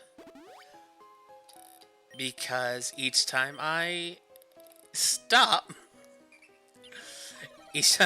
being overly cautious, something gets blasted. Oh, I do have Ice Beam. A thing I've been doing, along with not having infinite rare candies, is I've avoided teaching Pokemon anything they don't absolutely need. So HMs, we need those. If a Pokemon otherwise will never learn something, like in this generation, Gen 4 Jinx will never learn a Psychic attack. It will only learn Ice attacks. So I taught it Psychic because we needed Psychic and it's never going to learn anything of its half-typing. We have Ice Beam on Lapras. I think. But it also just learned that on its own. Yes, we have Ice Beam. Which, looking at it now... Because once we're done training in here, we won't need Strength anymore. We won't need... I thought Victory Road was still pitch black, so we definitely won't need Flash, but I might keep it just in case. It'll be nice to aggravate the Elite Four whenever we get the opportunity. What else do we have? I guess Surf on Triton. We don't have too much. That is something I've been debating on. For now, I'm hanging on to it just because I don't know if Geodude have learned, or I guess rotated out of having learned Explosion or Self-Destruct. And that's been a problem. We lost a level, I think a level 43 Snorlax to a single Wild Weezing Self-Destruct. And only because I decided, oh, we're so strong, we don't really need to worry about this right now. What's gonna do? Critical hit, knock something out? And as soon as I said that, it did critical hit, so I've kept Protect just in case. We're still in the training, though. The level cap I'm aiming for is 63, which I think by that point we'll have Hydro Pump. Which I think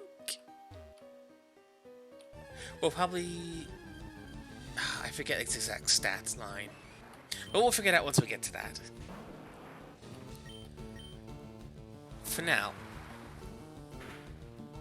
I'm letting moves be what they are right now until we're getting ready to go and do the final actual fight, because we're, by all logic, is going to be a one-time shot.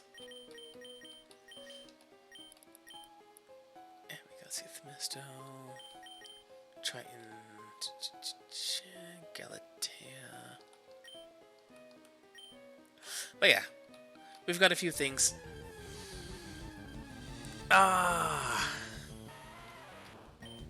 Sure. Since I believe has Psychic, Ice Punch, Powder Snow, Flash. We did at one point have a Hypno, which I was going to hope was going to be our Psychic attacker. Turns out now Hypno is much more physical based. So Zinx, I don't know if we have any other Psychic attacks to teach it. Because as it stands, I don't think it's going to learn anything else. Still debating on taking it in to the Elite Four. But we'll get to that once we cross that bridge. Right, Geodude. What level is this thing? 32?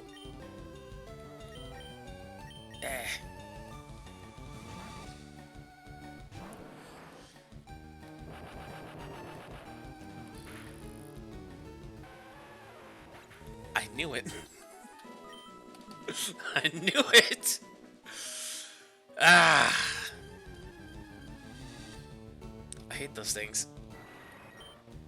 Every single time.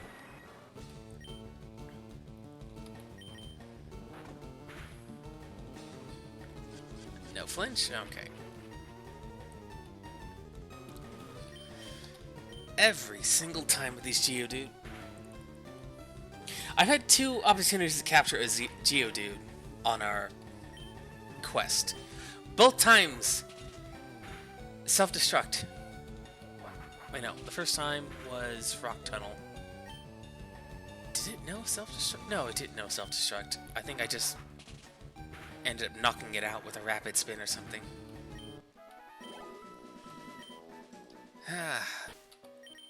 Either way, they've been the absolute bane of my existence. 44.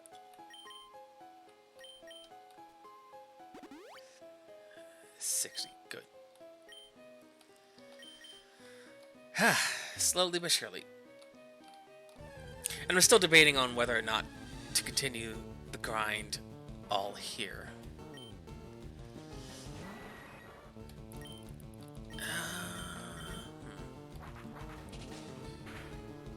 Because what I could do...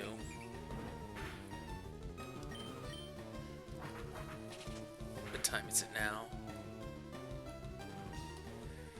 We're nearing 2 hours.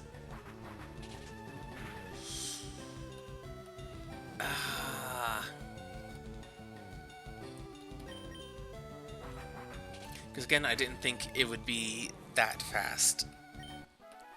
I thought we'd have more time.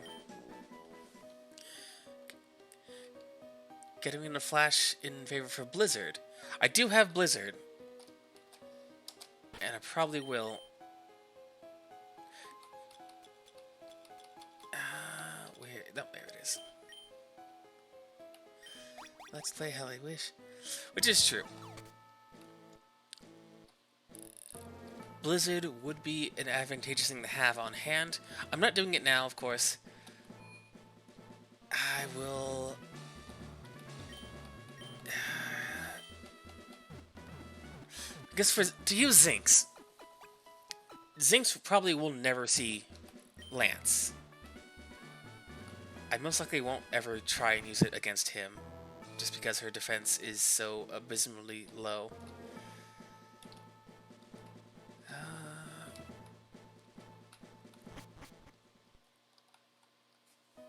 Which is also the reason why I want to get Lapras even higher up. As... what does he know? He knows... Dragon attacks... He knows some... Fire, I believe.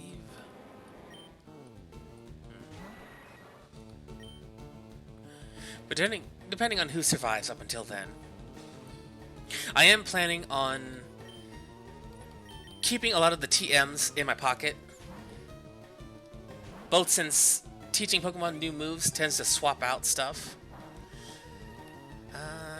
Learn Dream Eater from Move Tutor. I'm definitely not going to teach things Hypnosis and Dream Eater.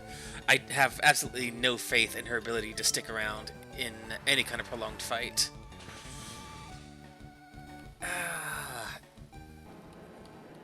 It's definitely a possibility, but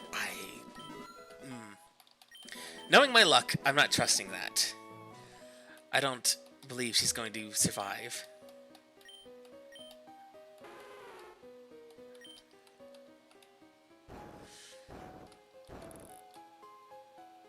We've got Blastoise, which should, as tanky as it is, should be the one that can get through most of Lance's Pokemon. Most likely won't have everyone make it to our rival, but that's also why we're going to train so extra hard.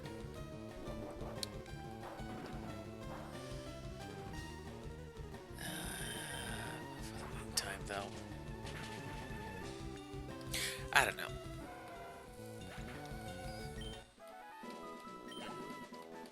Because if anything, I do still have... I've still got a few games installed otherwise, besides some Pokemon. Nier's definitely going to be for tomorrow, so definitely not going to be more, oh, I guess, extra Nier. Might try Genshin now. Monster Hunter, it's been a bit...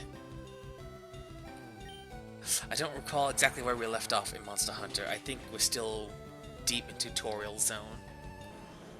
So not something I really want to do. Could do some Wilder Myth. Blastoise learned Skull Bash at 55? Isn't that like Takedown where it... Oh wait, no, is that's the charged up move.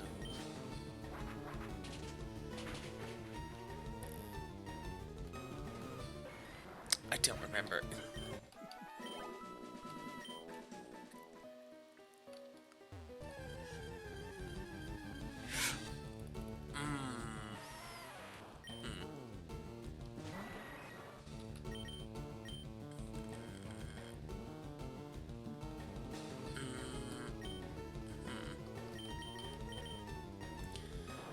Do we have any more? No, we do have several. We just healed.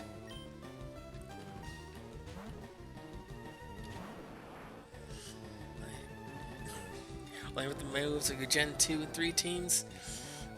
That's fair. I definitely never finished the game before not in Generation 1, having my Pokemon above level, like, 60 something. Oh, wait, what was that?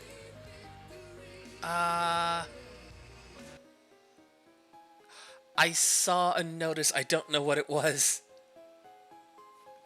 Damn it. Oh! Shredding Jay. Hello, Raiders. Welcome, welcome. I did not...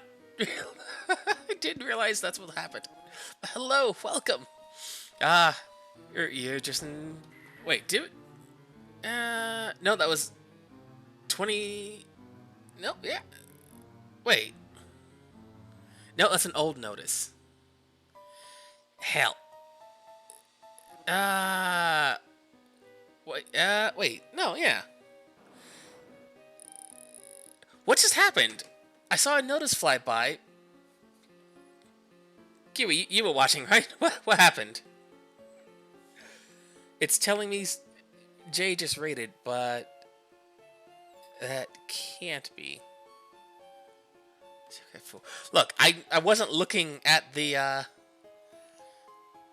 it's raid chat. Oh, it better not be. And hello, Deku. Welcome back.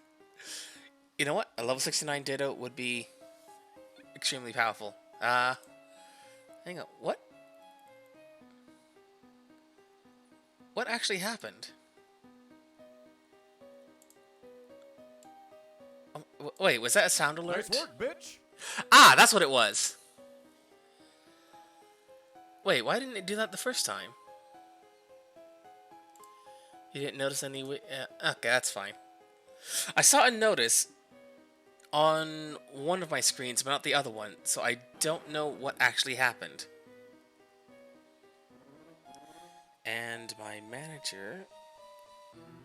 The app manager, rather. Huh. Oh well. It's fine. In fact, let's turn off studio mode so I can actually see better. Yeah. Well. I don't know what that was. Because the sound alert popped up for that second one. But for the first one, it didn't. So I don't know what that actually was. The app is telling me we got raided, but that's not what happened. Platinum? I've played every mainline Pokemon. The extra side ones, I haven't always.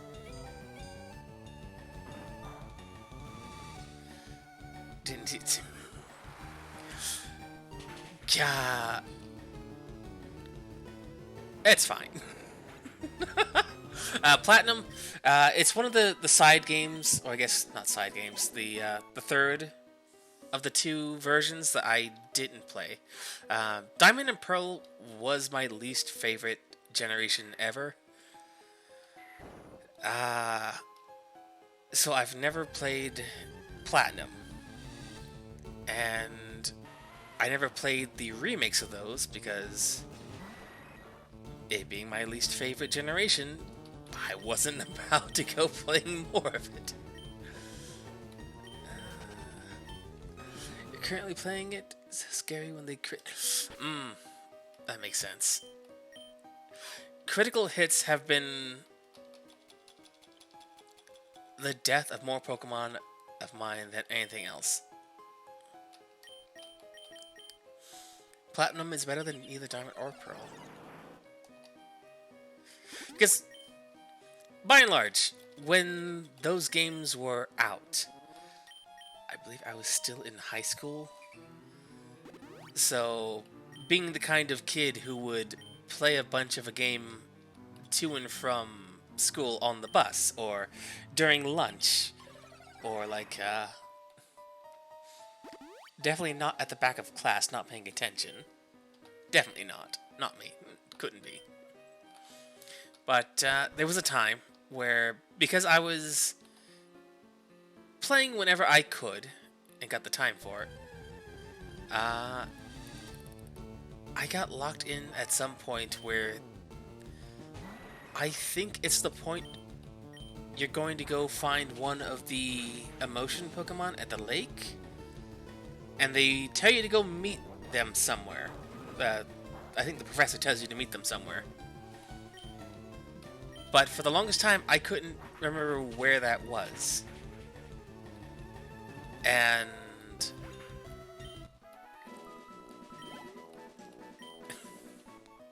for whatever reason, I didn't look up a guide as to find out exactly where that was supposed to be. Or I might have. I don't think I did. Eventually, I must have, because I did beat the game. But Diamond and Pearl's hardline story mode of a game, I did not care for.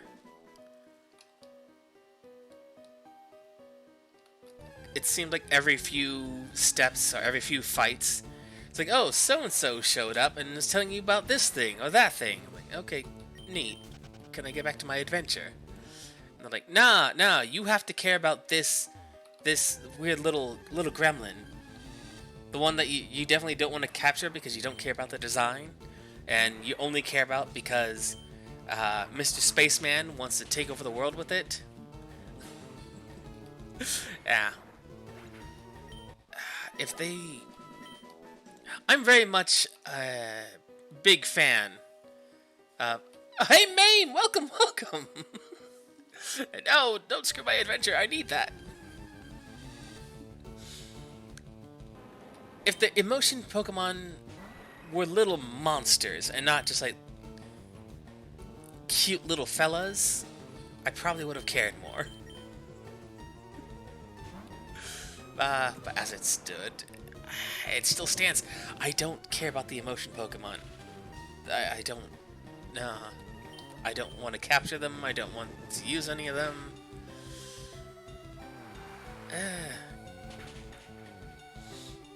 It was a bother.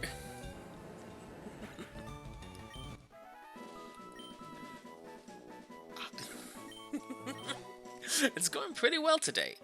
I'm still actively debating, but not actually doing anything about it. Questioning perhaps I should play... Well, maybe I should do this grind off-screen, as it's going to be a very long one, as we ideally want to hit 60 with our entire team.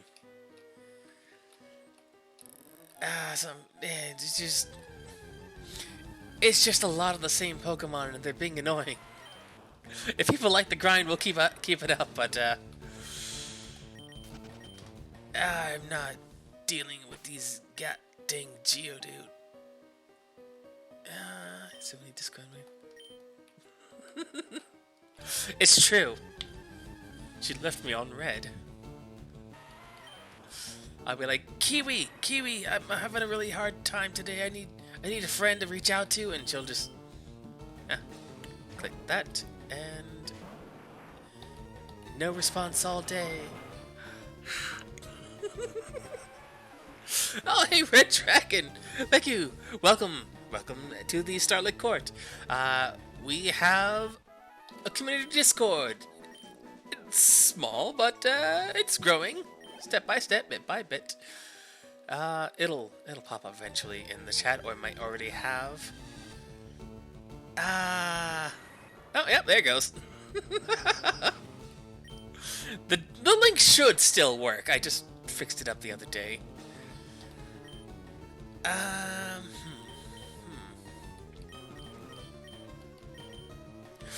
Yeah. Oh my god.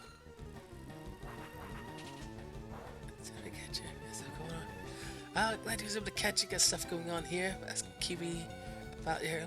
Aw. Yeah, given lively circumstances throughout the week, weekends are more or less where I'm confined to for the time being. I'm trying to wiggle out more room during the week because I want to stream more often. Twice a week. I feel like I could do more. Life commitments, though. Eh. Life happens. One way or another, life happens. Ah. But I do want to do more during the week. Whether it's multiplayer gaming.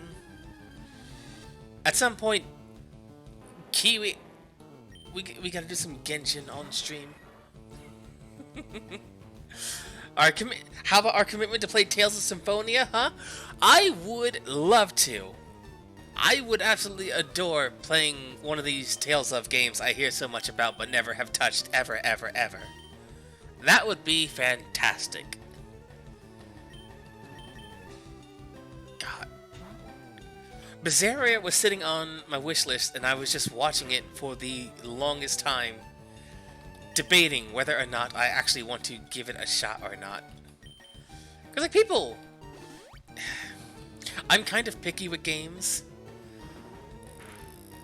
So, even if it's something that's, like, wildly, highly rated, I'll try it out and be like, oh, this isn't really something that jives well with my brain. Final Fantasy? That's a loaded question if ever there was one. Which Final Fantasy?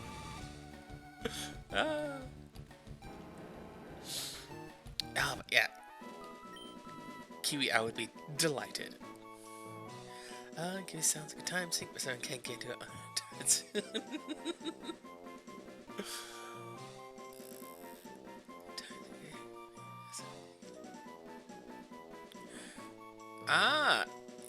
Kiwi preaching the Tales of series gospel.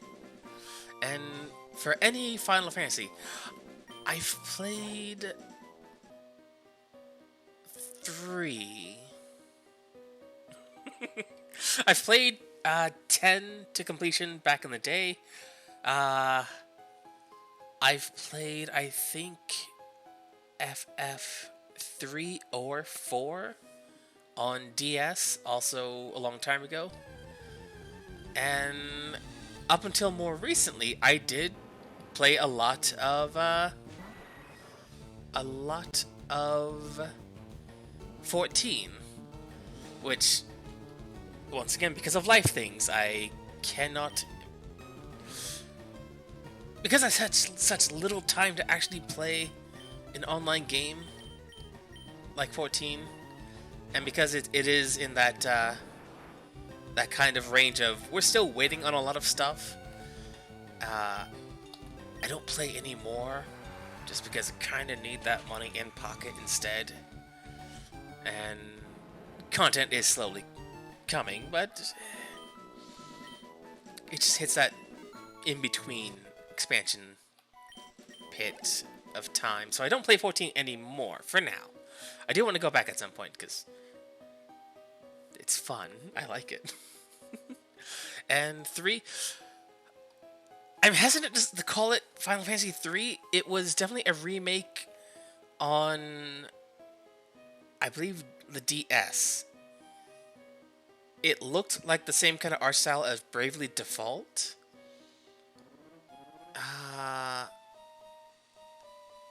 I think it's one of the better versions. Okay, good. I don't remember if it was 3 or 4. You know, I can probably just look this up. Oh, never mind you that. My Game Boy is just bugging out a little. Let's see, DS. Which one was 3? FF13 is a hallway simulator with bootleg cloud. Huh. Okay, yes, it was Final Fantasy 3 on the Nintendo DS that I played.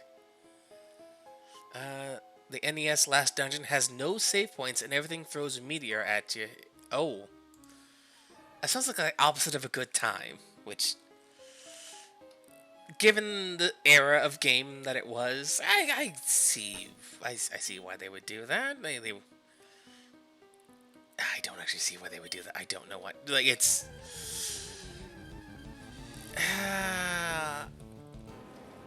I should have swapped out. These Onyx are kicking my goddamn ass. Yeah. 13, I've heard nothing but, like, I've only heard more people talking trash about 13 than actually supporting it. Most often because, like Kiwi mentioned, people don't like the protagonist. Because she's a copy-pasted personality, but without any of the substance or something. I don't actually know the full extent of why people dislike anything going on. I still need to play 7. Oh, God.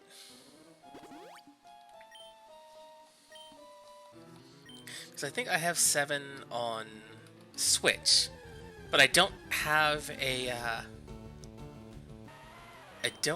video capture card for the Switch. Not like this Game Boy capture card I have. It's very delicate technology. She has a good points, but Fang and Vanille are more like the main characters than Lightning. Oh, that's unfortunate.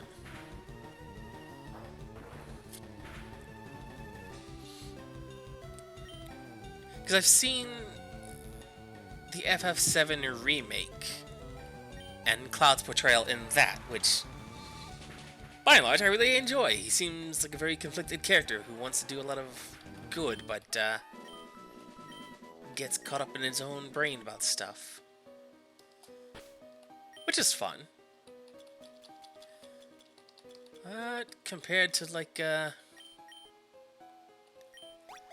Tidus was a lot of weird energy.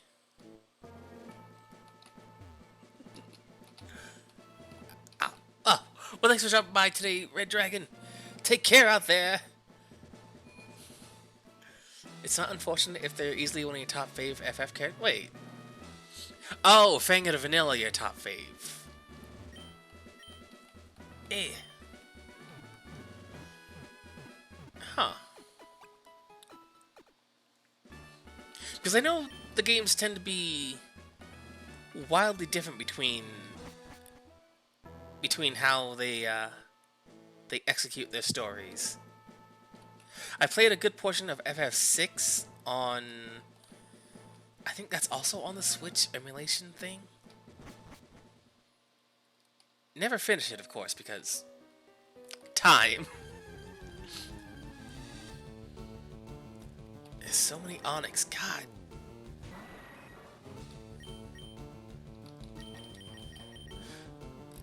Oh, I hope so too. Thank you, Red Dragon. We're slowly but surely climbing that god dang rock face. But 6 is another one I want to get back to. Just because, like, I'm aware of the... I'm aware of the clown in the room. And knowing that's going to be a thing isn't really like a downer of a spoiler, because that's extremely interesting. And I'm very curious as to how that actually comes about, how it's executed. It'll be fun.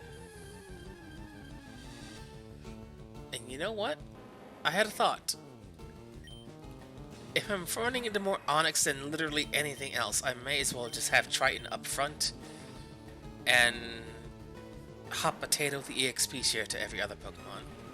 Because at this rate, Themisto's not getting the XP I want him to be getting.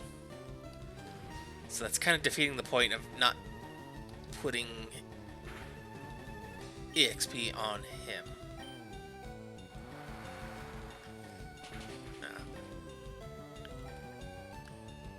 Yeah, maybe I'll do that. Maybe I will.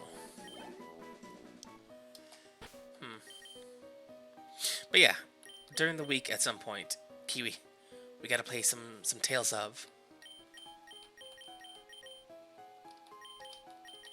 Because I'm very interested in not only getting to see a story that means a lot, but also getting to experience a new storyline from something I've been interested in passingly, but never really having the opportunity to play it myself yet.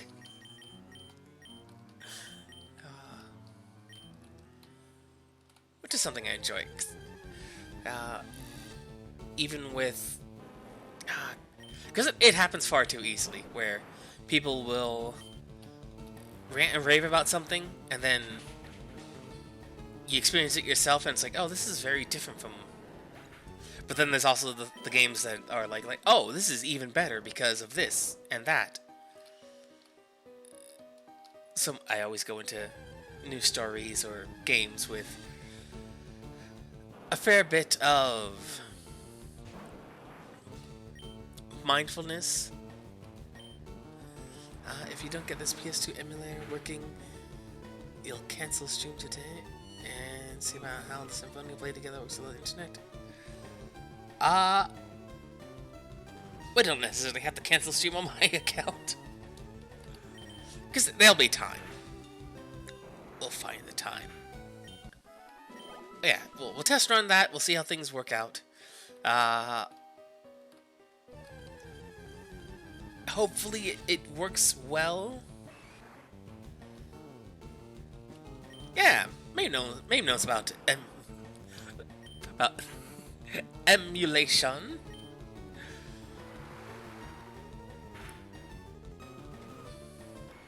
It's a good wealth of knowledge to be shared.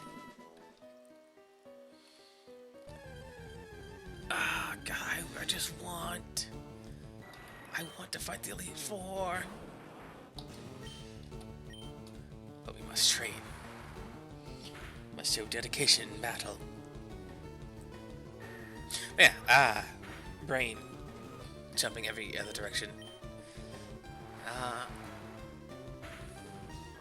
I always go into quote-unquote popular series or much beloved series with a mindfulness that, like, still maintain your own perspectives on things, because it's like, oh man, you won't believe this movie, Space Wars, it's the greatest thing ever written. It's like, oh, this is just it's just the story of We're Back in Dinosaur Story, but in space. Which, to be fair, could still be really good. But it's gotta hit that spot that's like, oh yeah, that's my thing.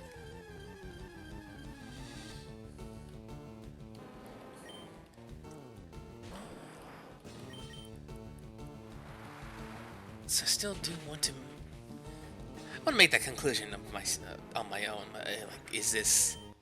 I'm still going to respect the adoration and love for it, but I want to... I like having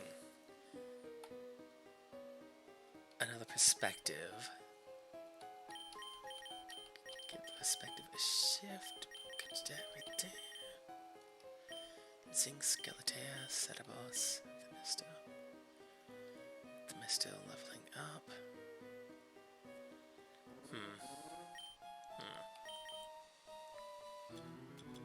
But yeah, that's nothing that's out of the ordinary, I believe. But it's always a thing where people are like, oh, this... Like, what's a really popular game series I don't understand?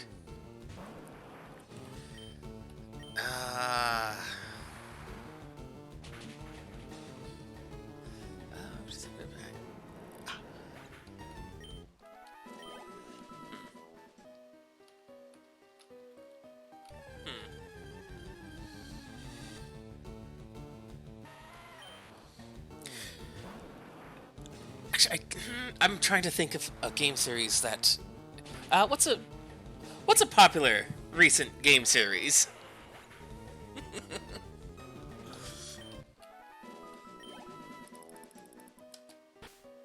So bad at keeping up with things.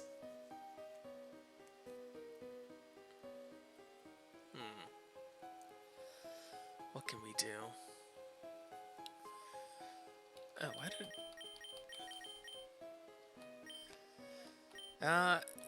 Zelda...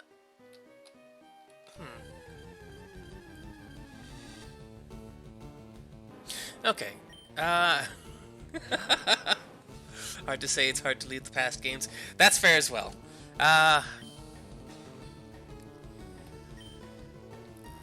Okay, for instance, then, when Breath of the Wild first came out,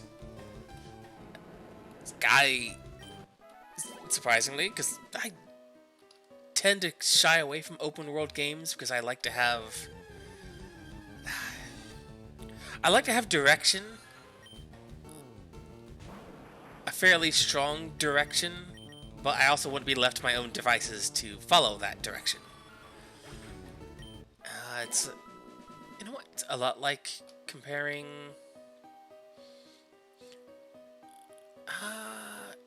you know what, that's a good comparison. Pokemon Scarlet and Violet were also open world games where you could take things however you wish to take them.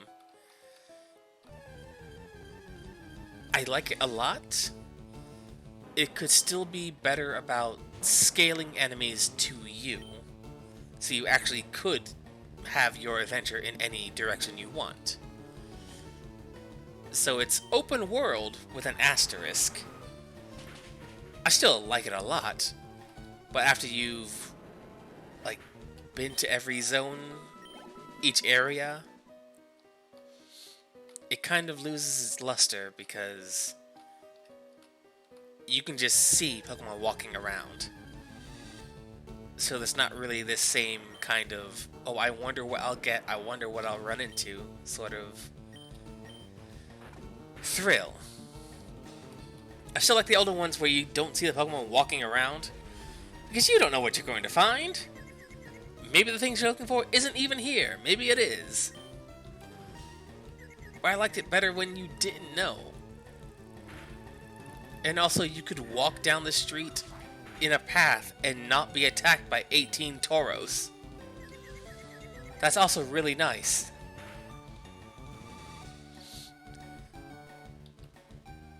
As an open world game, it also has a big problem, I find, where once you've done everything that you need to do,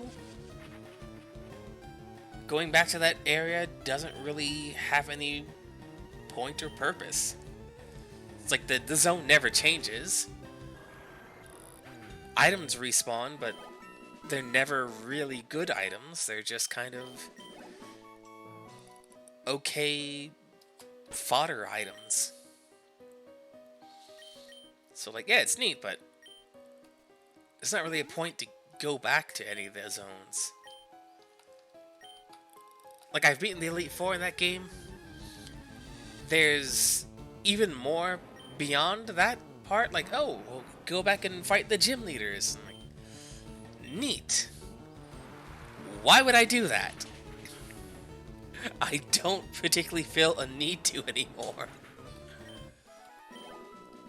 So honestly, I wish I hadn't rushed along to each gym. Yeah.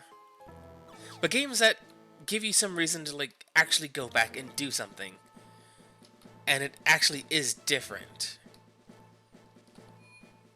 That's the kind of thing I like. Like, Breath of the Wild also had that problem of, I don't know, Breath of the Wild did more or less scale to you to a certain point. I think. I forget, actually. It might scale, it might not.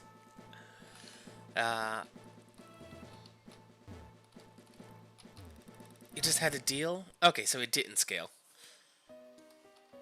But also, at that same point, still, there's not really anything to do if you've cleared out an area. Like, the random events are always just, oh, a Yiga clan member is hiding out as this wandering person. It's like, okay, So every wandering person's always going to be a Yiga clan member, and he's going to do one of the three things, and that's it. No way, Mame. Thanks for dropping by while you could, though. I hope it's a good call. So cross some fingers for you.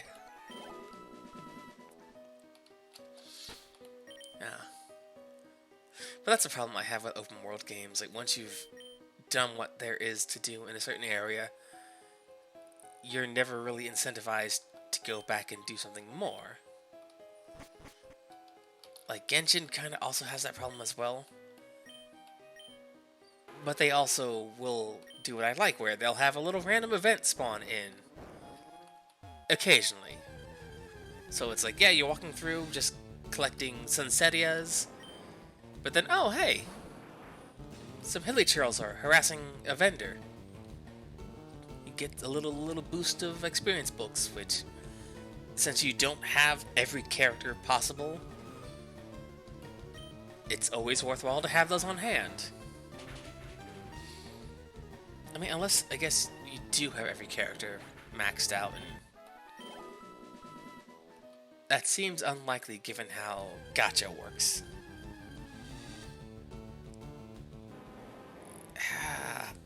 But that is something that I've been realizing over time. I used to hate gachas because, like, no, I just want the character I want, and I don't want any other one. It's like, okay, but have you considered treating your little gacha people as Pokemon? It's like, yeah, you've got a Charizard, but what if you could have that Charizard and Electabuzz do some sick tag team adventure stuff? That'd be pretty neat.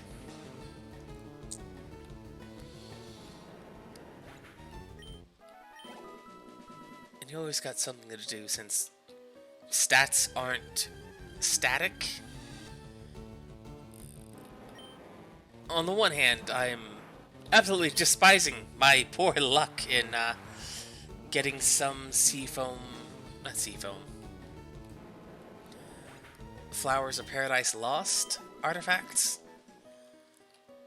because they all, for some reason, have been spawning with HP percentage or healing bonus, and I kind of need elemental mastery. Also, this trainer is has a lot more Pokemon than I thought she would.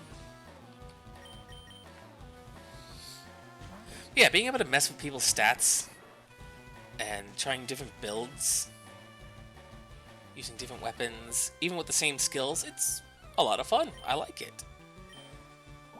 Where it's like, oh yeah, my current favorite little baby girl, Kaveh. Been trying some different builds with him, borrowing artifacts, seeing what works. I have a good lead that the Flowers of Paradise Lost will be extremely good on him, since his whole kit revolves around Bloom, and using those blooms to burst the enemy's bubble. It's a lot of fun. Having him tag team with Razor or Kuki, it's nice. I greatly enjoy his presence, and he's so pretty. He's so very pretty.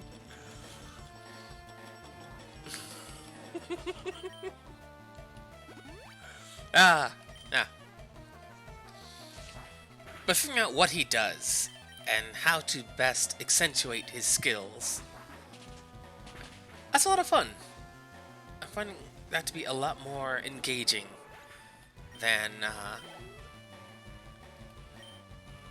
a lot of different types of games lately, where it's like, oh, this is the protagonist. They have water scoop and side shot. It's like, neat. How can we make this guy a funny little fire caster? It's like, no. Water scoop and side shot are his things, and that's all he'll ever be. It's like, okay, that's disappointing, because what if we did something weird with the abilities? Ah. It's fun. Genshin's been surprisingly fun, and I am doing everything with my power not to get sucked into Honkai Star Rail as well. Because one gacha is more than enough. I'm doing my best. Just sinking in a couple hours here and there.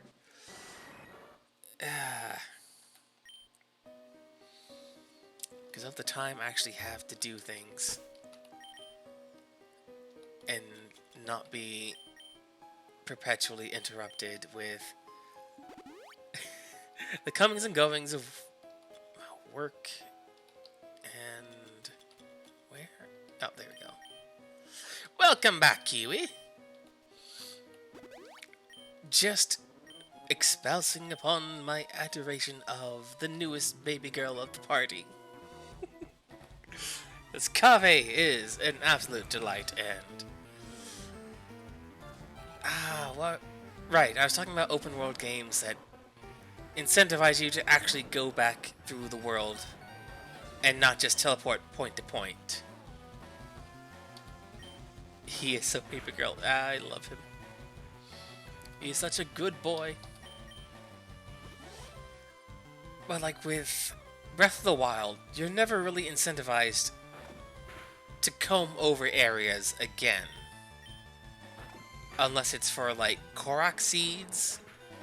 And even then, once you get an eye for recognizing them, they're never really a secret anymore. They're just like, oh, there's a conspicuously placed trio of rocks. Clearly, you need one more and put it right there, and then that's it. Or like, oh, there's a rock chained to a stump. Clearly, you put the rock inside the stump.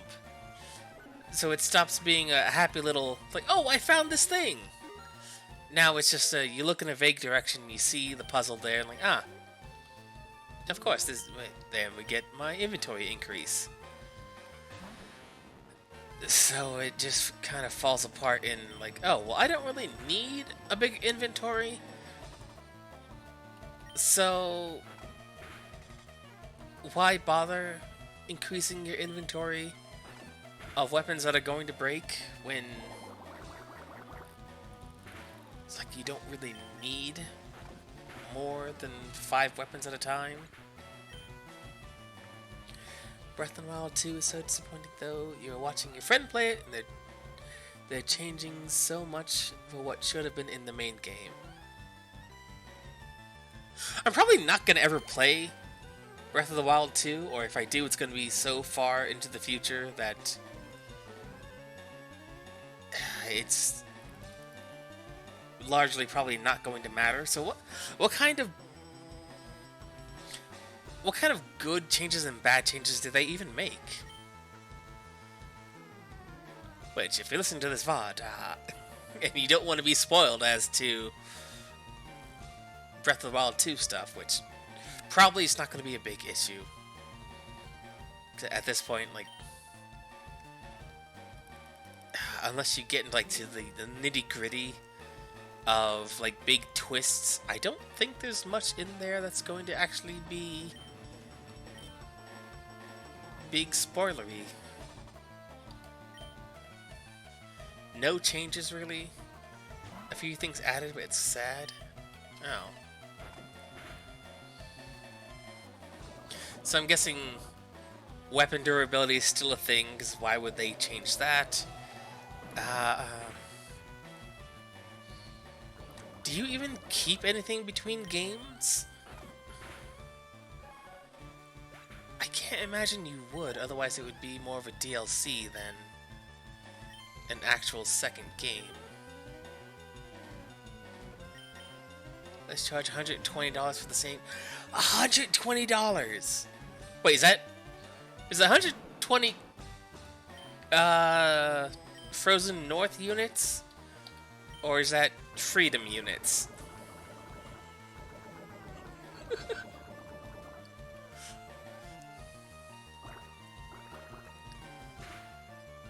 But that is a shame. Because if there's not enough a difference between the two games mechanically, or lengthwise even, then really what would be the point of making it a sequel and not a DLC? It'll be like 70 to 80 Canadian, but then there'll be the DLC because Nintendo. That makes sense. I've got the Breath of the Wild DLC. I've never done it. No, wait. There was that one, like, deep dive dungeon type thing I did do. Very quickly got sick and tired of it because it was like, oh, hey, fight this giant man with one stick. It's like, okay, cool. Where's the part where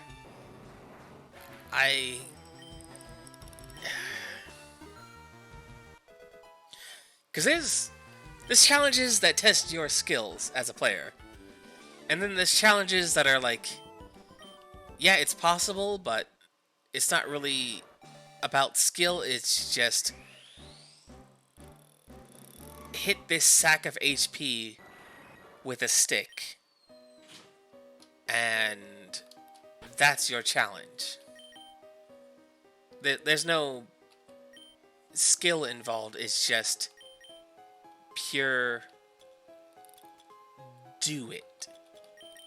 Sink an hour into this fight because do it. It was very tedious. And I'm not about sitting through a lot of tedium for what is just one level in 100, 200.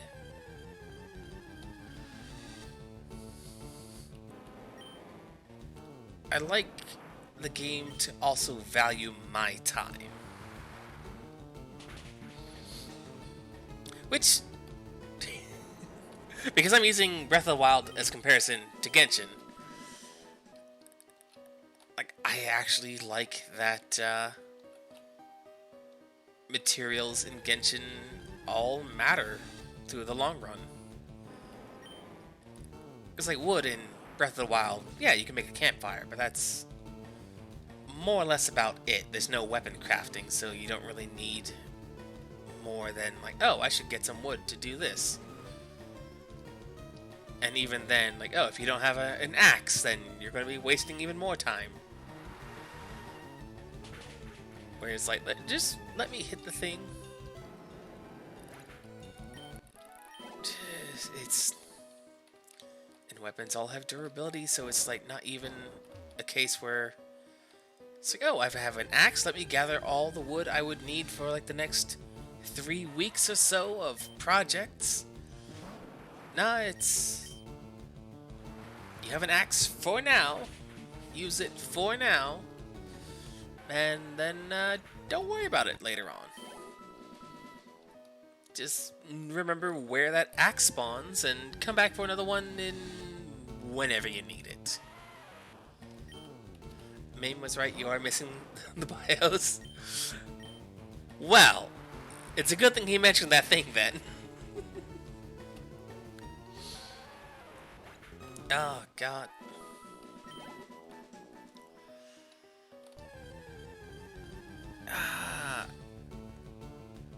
The more I play Genshin, the more I appreciate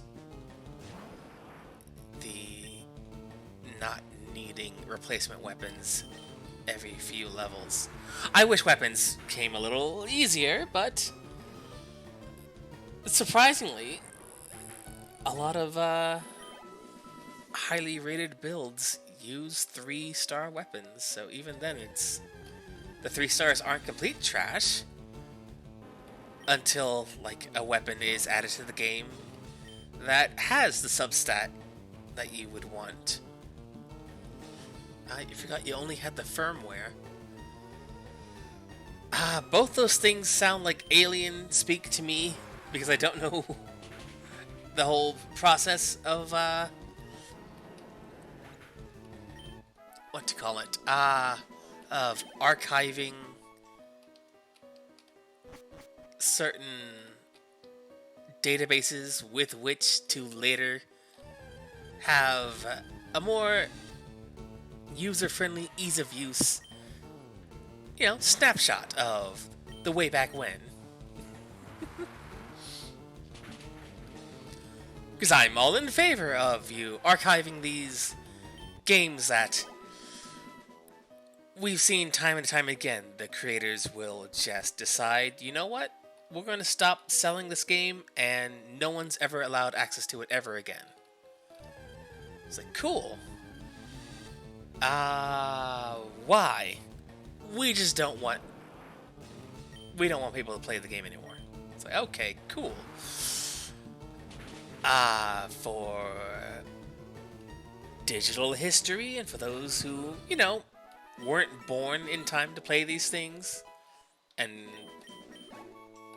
by all means should have access to these far-flung stories and experiences. They probably should, right? Like, what game was it? Like, Sega. From what I remember reading about, Sega very frequently in the 80s, when they finished building a game, or like when they finished making a game and it was out for sale, Sega would just delete everything and move on to the next thing. So when it comes time to abandonware, need shit like emulators to keep them alive, also factually accurate. Because some game studios will just decide, oh, we finished the game, delete everything, move on to the next thing. Okay, well, when it comes time to like archive things that have existed or even have reference to these things, it's kind of up to the people at large to do that for these big companies, because the big companies won't do it on their own. For instance, like, I think Legend of Dragoon is on sale in some way, shape, or form again. I haven't heard anything about it. I keep meaning to look into that and explore more about it, because back in the day when I had my hands on it, my grubby little mitts, I had bought it secondhand from a pawn shop. Turns out the final disc was scratched in such a way that everything worked up until then, until the final fight, or what I assumed was the final fight. And every single time, the 3 or 4 hours it would take to get to that point, because save points were only ever every now and then. So if you died in the final dungeon, you would go out to the front of the final dungeon and have to do it all over again.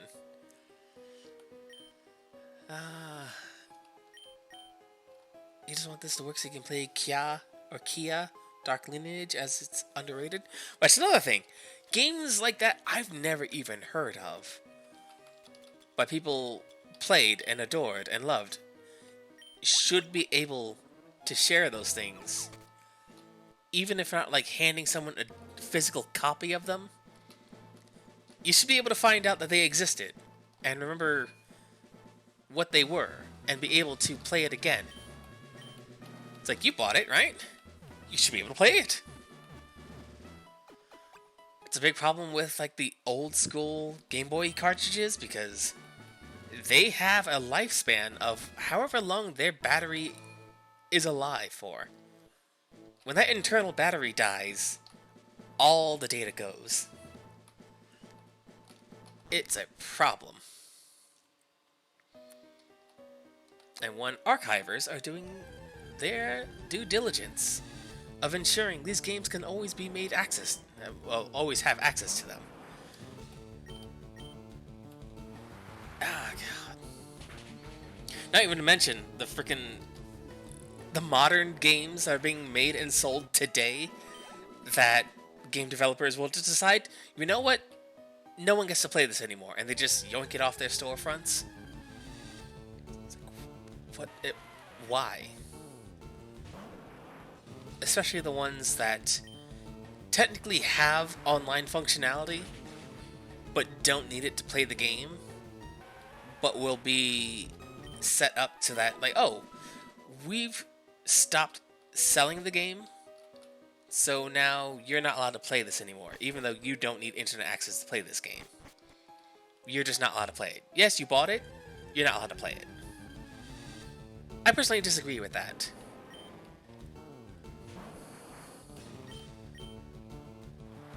Like, I've bought Fire Red. I see nothing wrong with me having access to Fire Red to play it again. With this completely legitimate Game Boy Advance.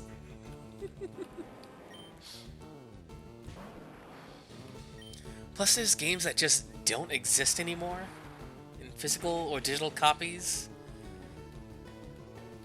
Like, I absolutely love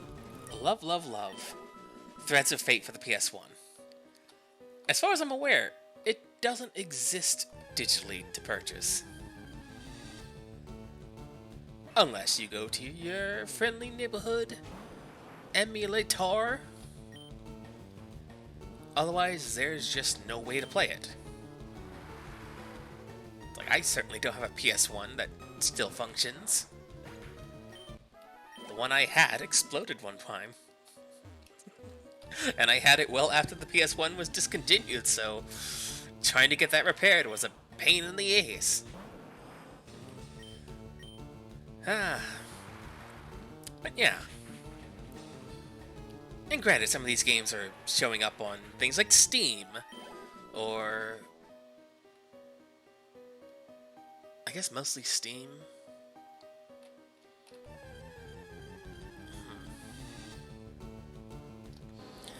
You've bought several copies of the same game, no issue emulate if you already own it, extremely spiked market value. Yeah. Because that is also the secondary problem of games that, for one reason or another, are very hard to get a hold of. Like, what was it? There was a game I saw recently in a tweet where it's like, it was that pointing out the point of like, oh, why emulate when you should just go buy it? And then they showed a picture of this game being sold for like some $1,100, and it's like, yeah, no, there's no point in doing that. Yeah, the scalpers are the worst. So all the more reason for archivists to maintain archive data, so that, because the game devs just love destroying their work or making it impossible to get a hold of. Oh god. Luffy sitting on your lap holding a cursor. Aw, what a good boy. God, years back, I think in like 2015, 2013, somewhere around there. Maybe it was 2016. But there was this guy, and I think Switzerland, who had a massive amount of either Atari or Nintendo Entertainment System games, and in trying to ship them to a actual like museum to hold on to these bits, like a digital arts museum, I think it was,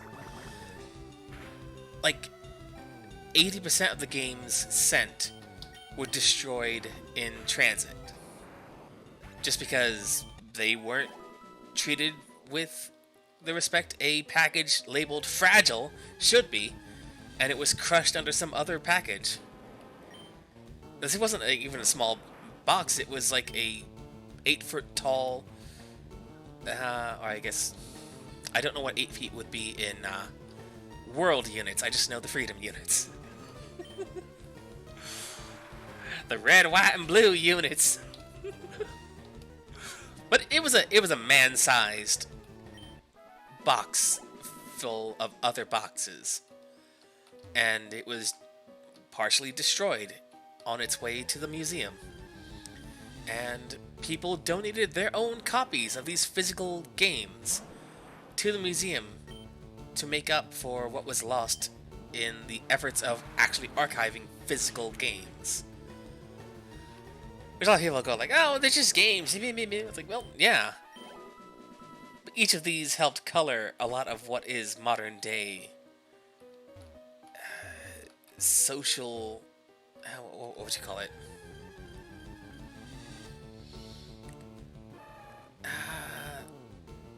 What's the word? The social zeitgeist of today. It's colored by things you consumed, either story, video game, movie-wise, whatever.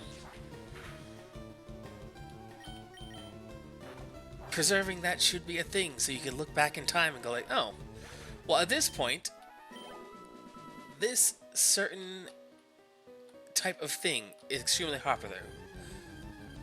What could have caused this? What train of events led to this? Like, oh yeah, the assassination of Archduke Ferdinand directly led to the founding and invention of the Nintendo game series system. So weird stuff like that, and we wouldn't know if we weren't recording those little bits of esoteric history. Granted, is it going to change the world? Probably not. Is it good to know? Yeah. Can you imagine the things we would know if we had more history to look back on?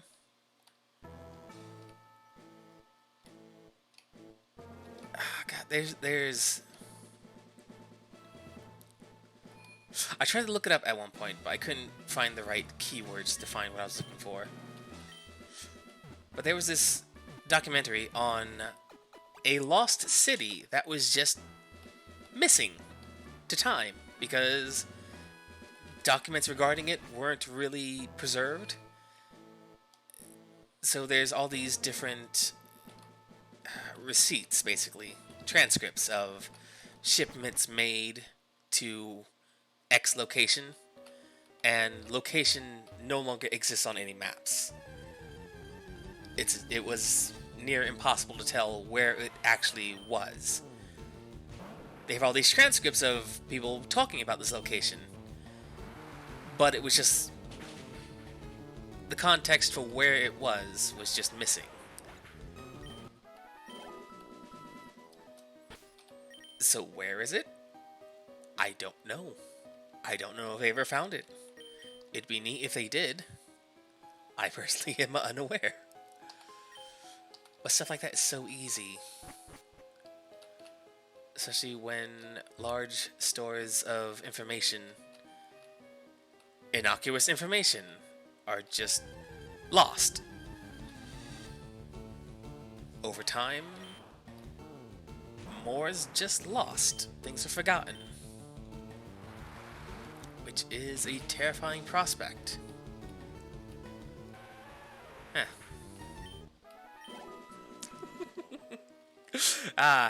Thank you again, everyone, for joining me here on this existential nightmare that is the never-ending victory road. Let's see, something else to talk about. It's been a long and winding path.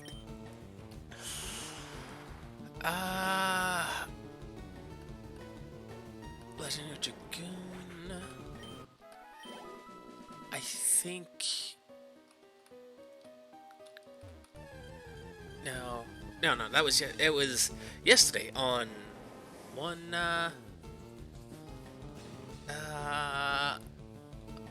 Beautiful Beck's channel that the topic of, like, Psychonauts came up.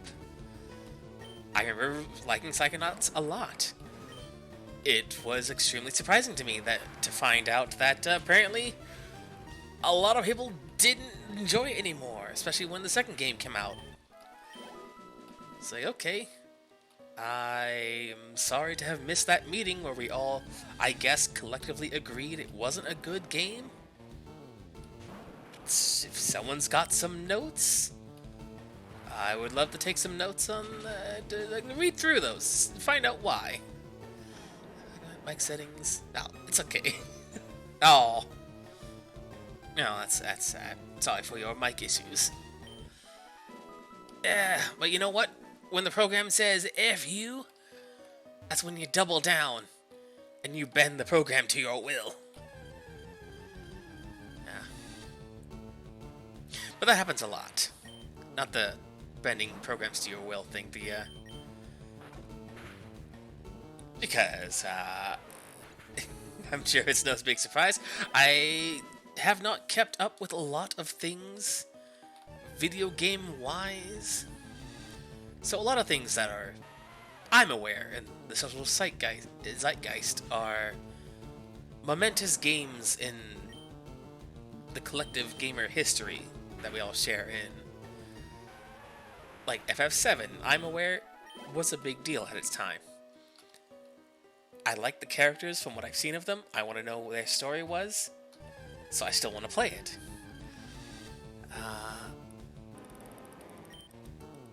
But other games like that, that with time, because there's always a group that's going to be like, no, not that game, this game. Ah! I foretold the future! Hello, Shredding J. Hey, Raiders! Welcome, welcome! I thought... Kiwi can back me up on this. I thought earlier that you had raided because my friggin' activity feed was lying to me. And I still don't know what that alert was that told me otherwise. But I thought you had raided earlier today. Only to find out, no, I was very much misunderstanding what it was telling me. But hey, hello, welcome, welcome. See, you didn't make me a liar. You made me a truther. Welcome. I still don't know what that alert was before. Ah, okay. Yeah, that was strange. I don't know what happened earlier though. But hey, welcome. I hope you had a good stream. Currently losing my mind, grinding out for the final fight against the Elite Four and Champion. And yep, all in all, we had one death. That's a marked improvement. We're doing pretty well, so all things said. Let's see. Skull Bash. We were told about this one. User raises his defense the first turn and attacks the second turn.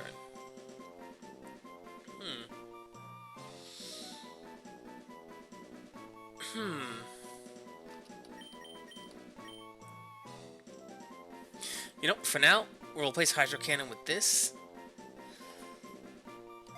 as we're kind of running light on offense with Triton. Light as in, we have very few power points to spare. But yeah. All that aside, though. I'm glad you had a good stream. Oh, God, I need more time in the day! I was unsure if today's stream was even going to happen, as I was told last night that today might have actually been an extra, let's say, work day for myself, as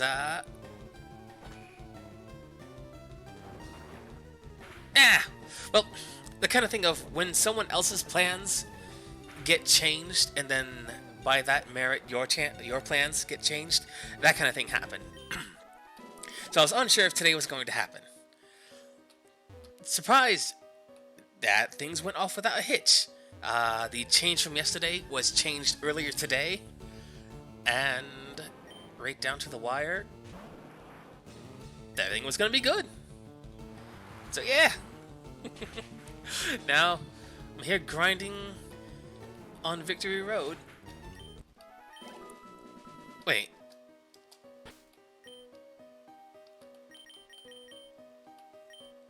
Did I...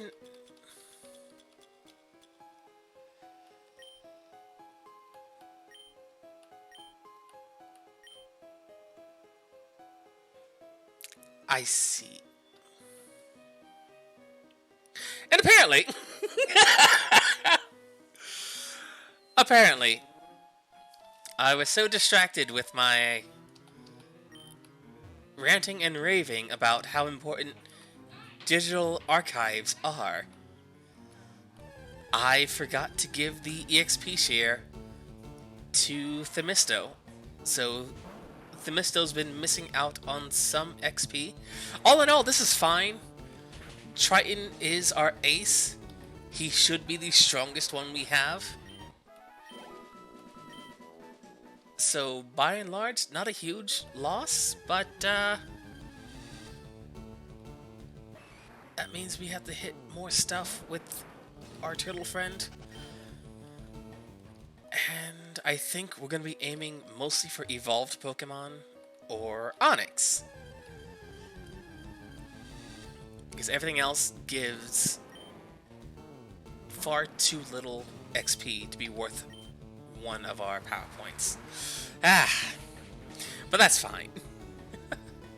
As a big advocate for digital archiving, preservation of these different stories and experiences through video games, books, movies, what have you, I see nothing wrong with a little bit of emulation, especially when you already own the certain thing being emulated, because game devs are far too quick and far too easily deciding, yes, this game you bought, yeah, you're not allowed to play this anymore. No refunds, no nothing, just the game ceases to be available. And that's no good. Or, worse yet, Sega years back, or still does, I don't actually know nowadays, had a real big problem with, once they finished the game, would delete everything and then move on to the next thing. So there are certain games that you will never get in like a high quality 4K version unless it's completely rebuilt from the ground up, which it's gonna be left to specifically people who want to do that job to do on their own and then distribute that as they will. Hopefully without getting, you know, sent hitmen by Big Sega. But stuff like that is absolutely bananas. Because how are you ever going to be able to share some of these stories in time when, for literally no reason sometimes, game devs will just decide this game, yeah, it no longer exists. You bought it, say it exists for however long that physical copy exists, and then once it dies, that's it, gone. Why? Well, foretelling the future and how important it is to have digital examples to call back to. It's kind of a newer thing, right? It's just been the last, I don't know, 30-something years? By and large, not all that long, right? It's barely a blip on the radar. But, still, how disheartening it would be to want to play a game that you absolutely love because of the story, because of the gameplay, whatever it happens to be, and then not being able to because, oh, the cartridge's internal memory battery is dead, or, oh, there was a cash shop that was shut down, so now the game can't be played at all. That's a shame. Much like the shame that is we're so close to one-hit KOing certain Pokemon, and they keep surviving. Yeah. Like, I've had Grass Green, Fire Red. I'm currently playing one on a completely legitimate Game Boy Advance. And certainly am not currently emulating, because that would be quote-unquote immoral. It's like, I bought the game. I should be able to play the game, right?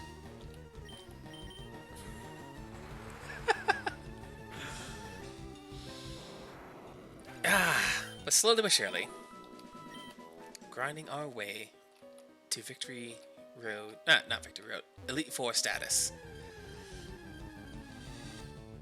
And definitely not unraveling our brains.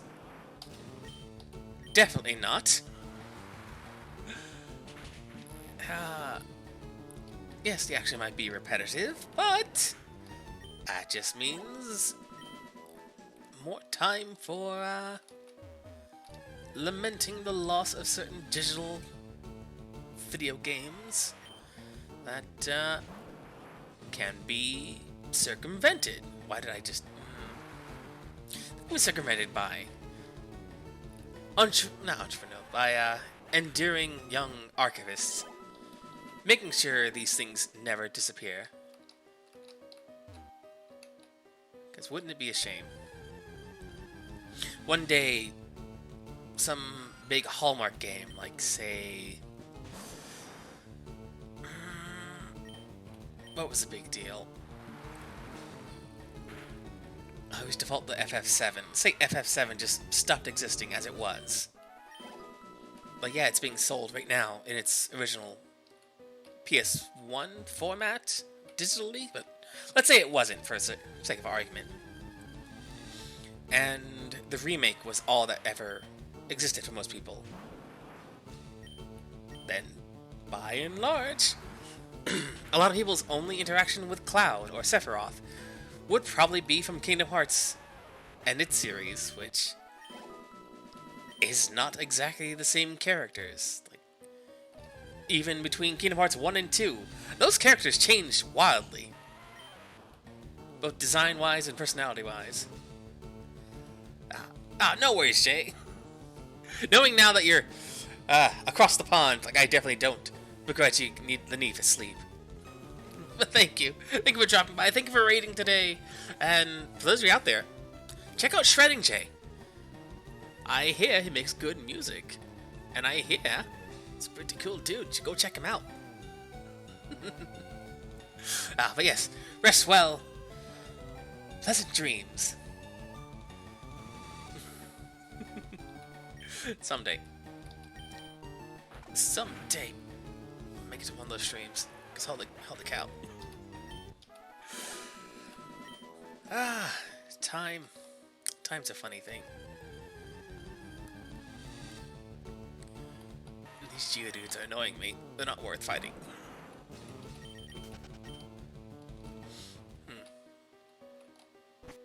So, on the topic of old games, what are some... those of you out there, what are some old games that have been extremely hard to either get a hold of again, or to find someone who even knows they existed? Also, holy crap, I forgot. Dark was not a physical type in this one.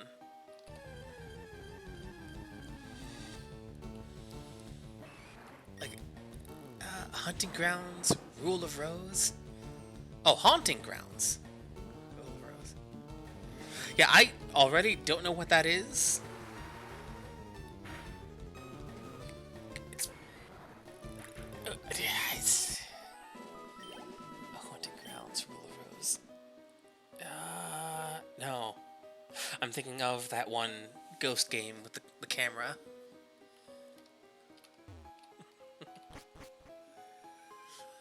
Haunting Grounds, and it's not super old, but Digimon World 4.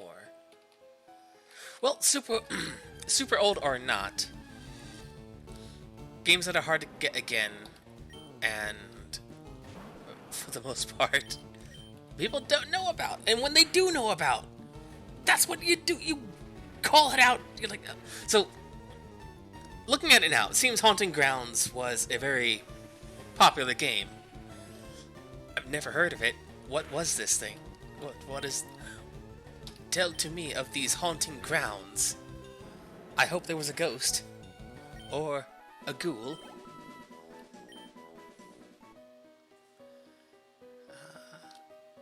Oh, Deus Ruins. Thank you for the first time. What is Huey from? I'm guessing Huey is from Haunting Grounds.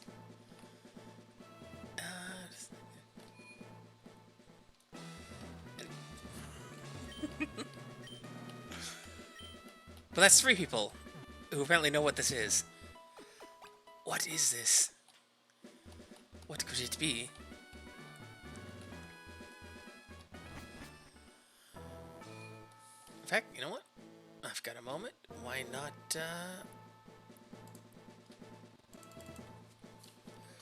Haunting Grounds. For the PS2? What? I'm seeing a woman in a white blouse and a white dog?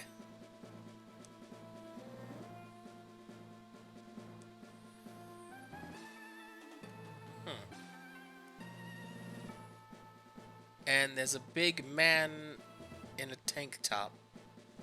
That's about as far as I can go from a cursory glance. The white dog is Huey. Ah! Okay, that makes sense now. It's all coming together.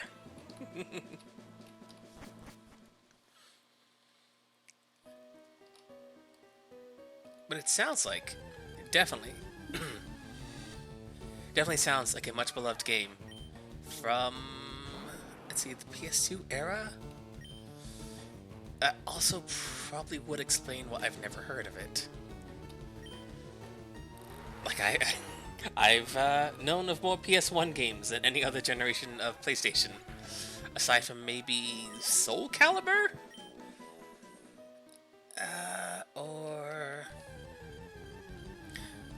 Soul Calibur and Monster Hunter are probably the only 2 games I knew more about. Oh, I guess Mega Man as well. My realm of game knowledge is extremely limited.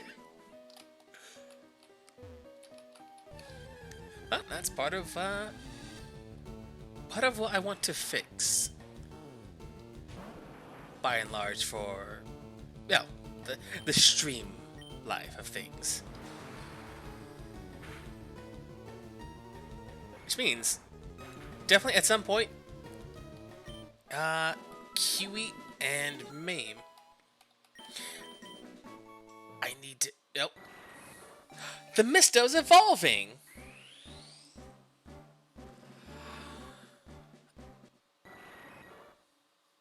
But not without that national dex, it won't. Damn. But at some point, I need to actually set aside some time and learn how to, do some amateur archiving myself and more fully explore these games lost to the ages that are much beloved by so many people. Also, probably just catch up on certain games that aren't even that old. Kiwi, can a PS2 emulator also emulate PS1 games, or is it specifically only... Because the PS2 is backwards compatible. Would that also stand to reason? It would, right?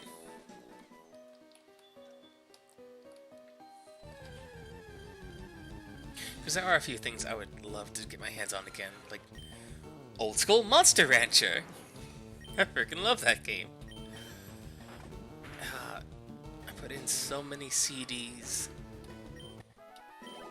which blew my mind at the time. That you could first take a disc out of the PS1 and then put in a new music CD and it would read that and create something specifically from that. That was mind-boggling at the time.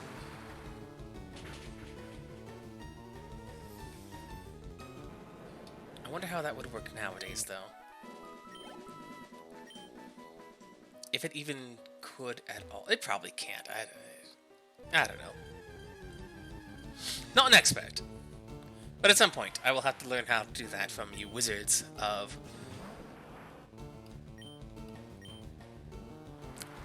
the School of Archival, Retrieval, and Exhibition.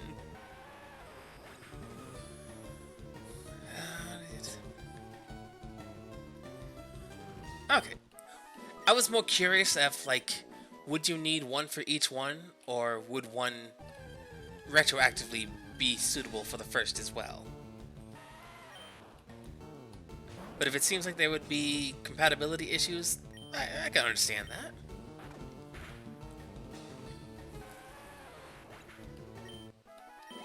But yeah, at some point.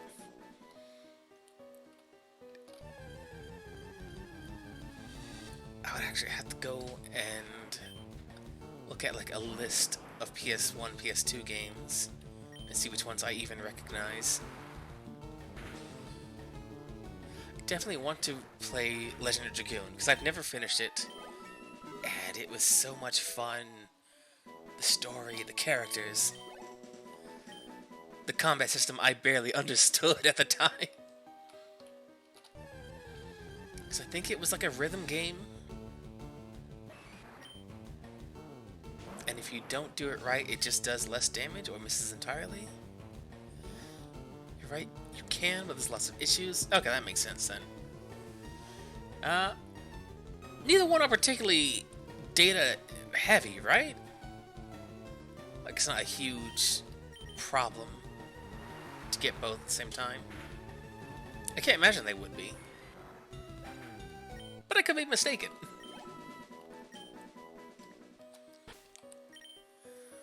Let's see, 46. Oh boy. Slowly but surely. Slowly but surely.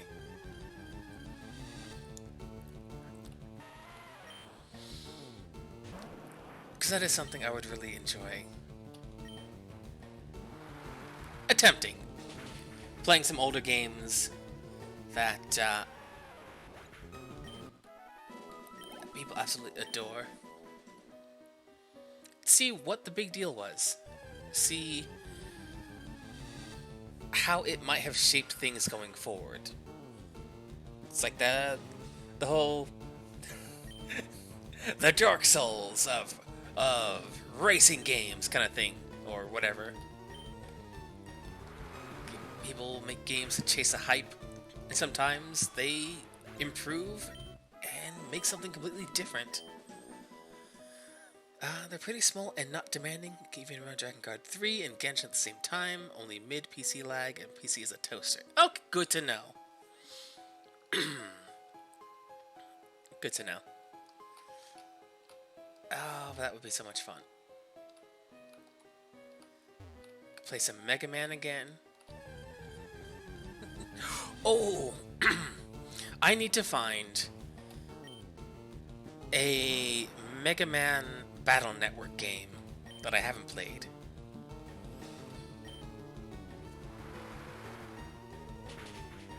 Or even, I mean, having this game, having the Game Boy Advance already is a lot of fun. Running up for some, okay, have a good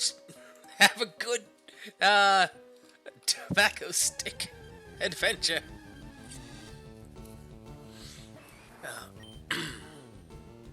That'll be a lot of fun, though.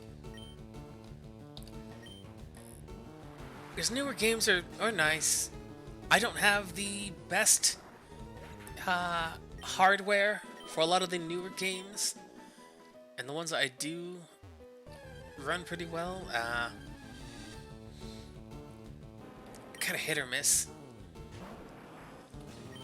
But older games, they tend to be a lot lighter on the system. Like, I still need to actually finish Makai Kingdom. was playing through it at one point, and I think I picked up something else at the time. Or it was just kind of seeing how well they lend themselves to playing with the audience.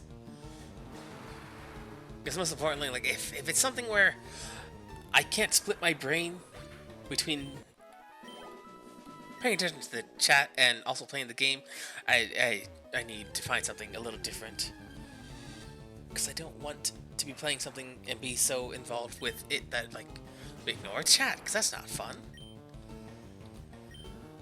A lot of the fun of playing these things on stream, for example, is interacting with the people. That's it.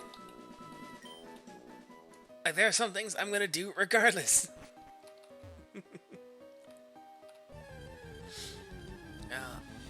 Because I've got plans for certain, especially for Pokemon, for certain TMs. I've got a few things in mind for what I want to do. Skull Bash is kind of nice, because that defense up is really good. The fact that it boosts defense and then attacks, that's really nice.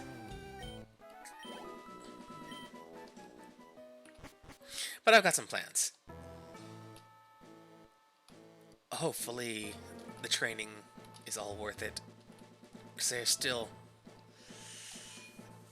some problems the team has that we can't really get over. Not easily, at least. Because even being generous and saying... Even being generous and saying that Lapras having Perish Song with 5 uses. If we're being generous, that's 1 per Elite Four member and champion. Or we can use that more often just to save resources for the next fight. I need to treat them as if they are the end-all be-all, do or die, because honestly it is. If enemy Pokemon get knocked out during their fight, they're gone. So that very quickly leads into a death spiral of, oh, we weren't able to beat Lorelei without losing 1 Pokemon. We're going into Bruno with 5 instead of 6, and let's be generous and say we lose only 1 there. Okay, well, we'll go into the next one with 4. With no way to train inside the gauntlet, it very quickly runs out of hand and becomes something we can't actually deal with.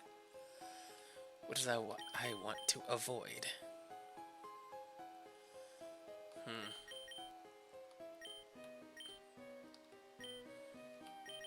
Let's hope we run into more fighting types. Well, no, because... it doesn't matter. Not what we do right now. Triton is our best answer to anything we run into. The psychic types we have... Well, psychic type now. Also, Hypno was actually a pretty heavy shot to the team.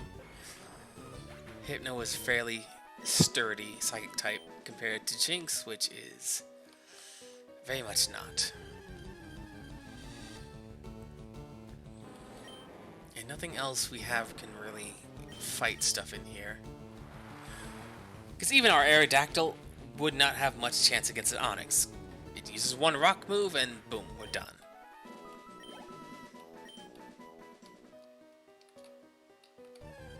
Ah, well.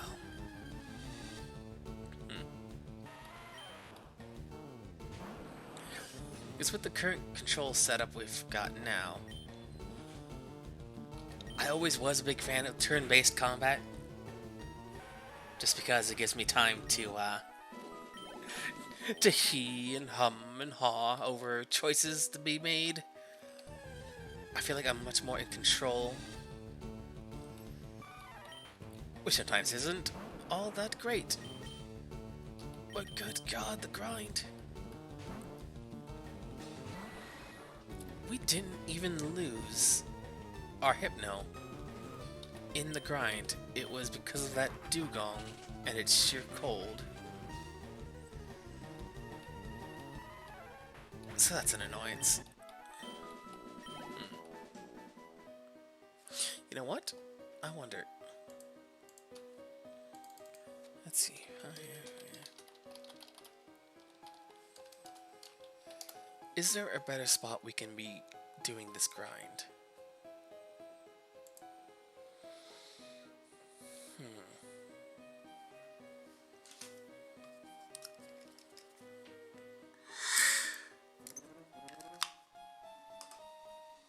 Right.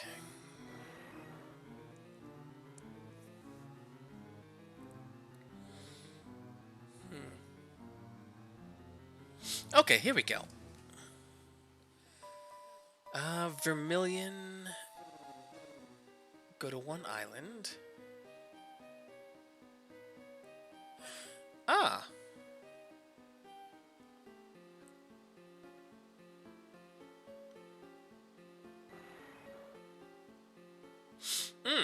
Okay. The Versus Seeker is something... Oh, welcome back, Kiwi. I'm being informed that the Versus Seeker might actually be a better way of getting this quick XP. There's black belts on one island that are pretty tightly grouped and are about level 37 to 39 each. We can go into the spa, heal up, come back out, repeat the process.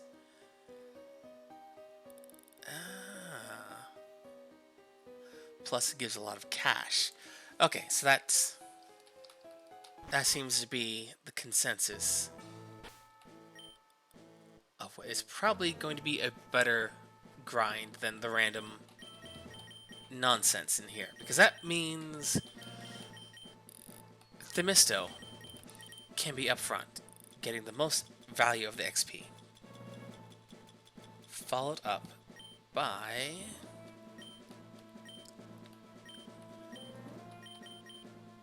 they are fighting types, so the 2 ice, the rock. I'm actually very weak to fighting type now.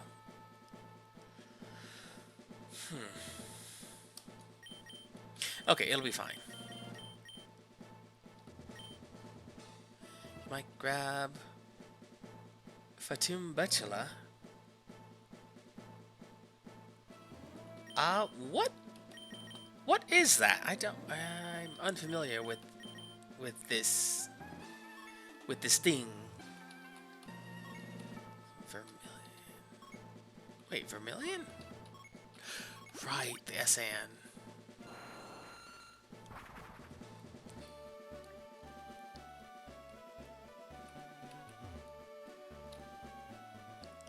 I keep forgetting that Versus Seeker is even a thing.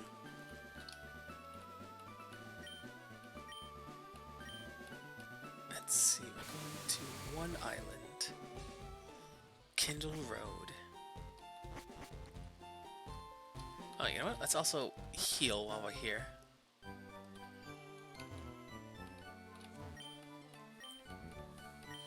We'll get money, we'll get XP. Gonna buy a literal crap ton of full restores. As Elite 4 is no place to be taking 2 turns to heal 1 status ailment. Where? Oh, wait. There we go. Can't forget that again.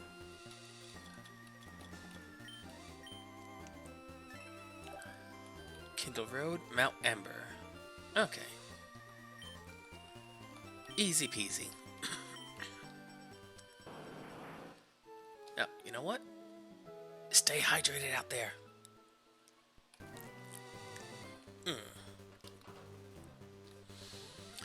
Hopefully Rock Smash isn't the thing we're gonna need to keep. Because I don't want to have to do that. It would be silly.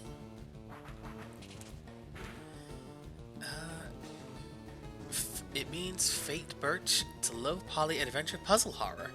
Well, that sounds fun. Speaking of low poly, a friend of mine was informing me of a game being made called... what was it being called?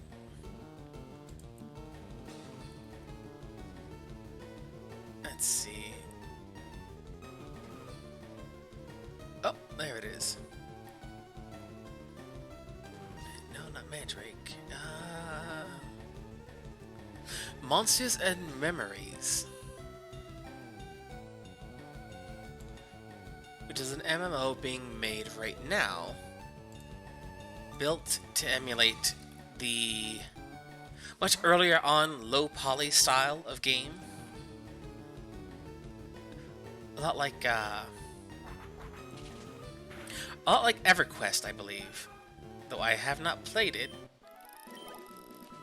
It's the somewhat older version of that in World of Warcraft. But like not as polished as WoW, I think. If I'm recalling what EverQuest looked like correctly. But yeah, low poly, big MMO RPG. Looks interesting. I like the idea of being able to play as a big old monster person, like a giant troll, or an actually monstrous looking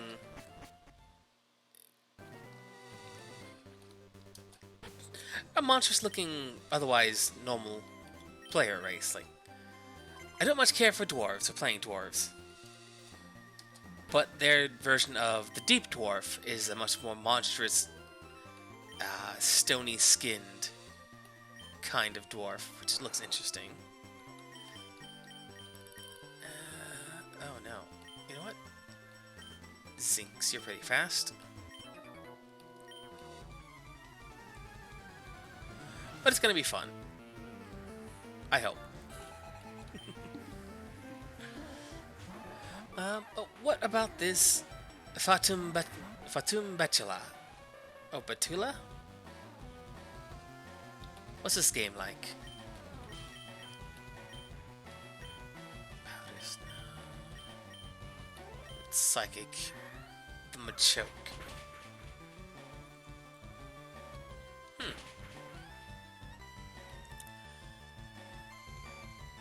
This might actually be a problem.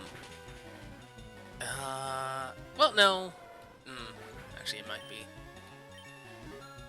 Unless the Primeape uses a normal attack. Oh, yeah, okay, good. Good. It's dumb.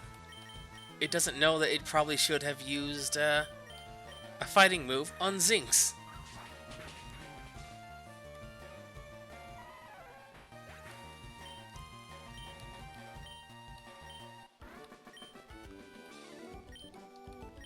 Good amount of money.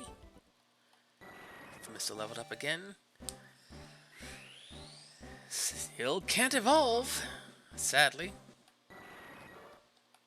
Someday, buddy. Someday.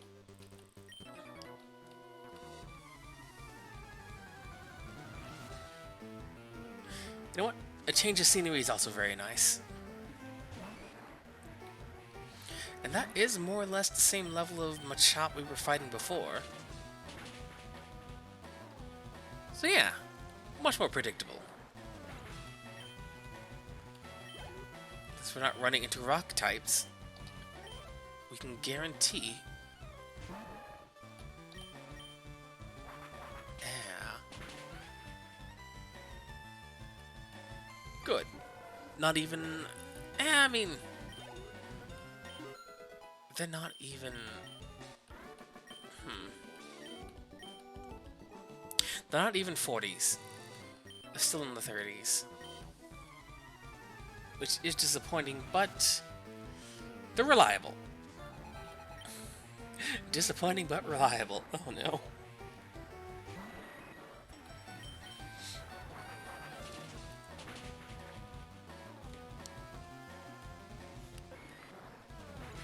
There we are. Joke. Also, probably should have gotten something to eat a little bit more substantial than what I had. Ah, but oh well.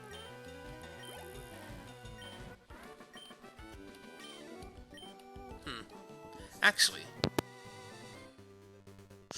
one moment. Kiwi, no!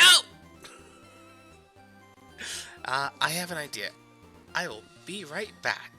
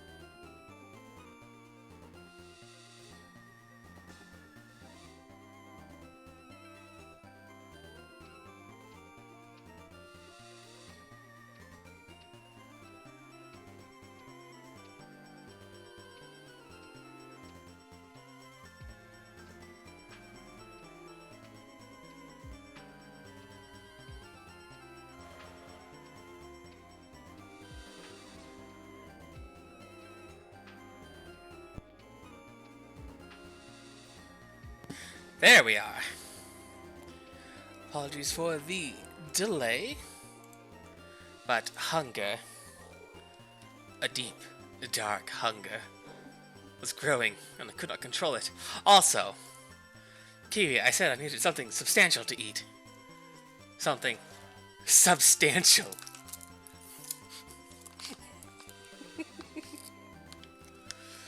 But it's fine. I forgot today was the Provision Acquisition Day.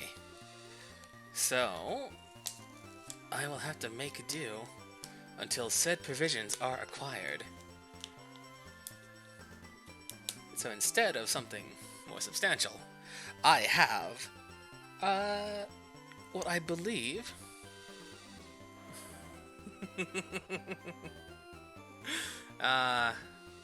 well, substantial in, you know, a lot of something.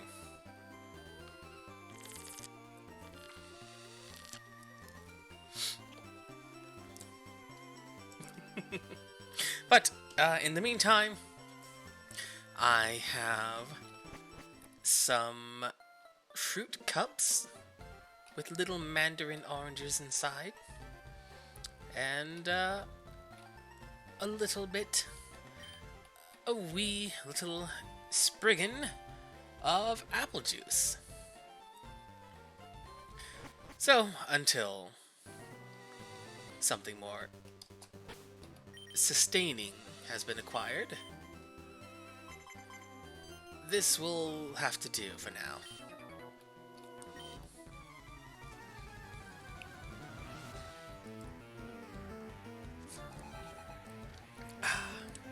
Which, to be fair, mandarin oranges are absolutely delicious.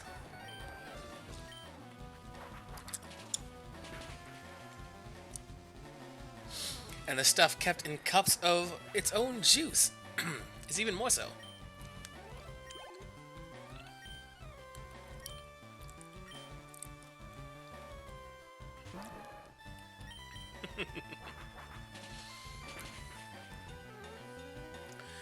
One of the perks of having many little failings to take care of. There's snacks abound. Well, most of the time. Sometimes not.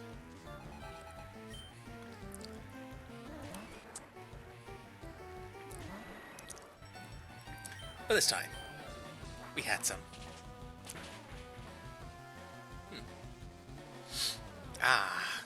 Okay. Already, brain feeling clearer.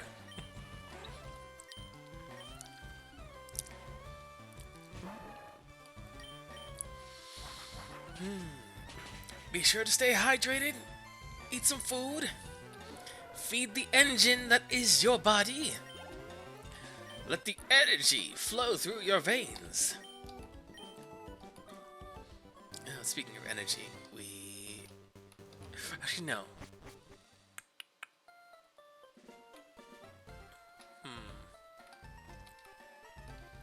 I hope the provisions also include some,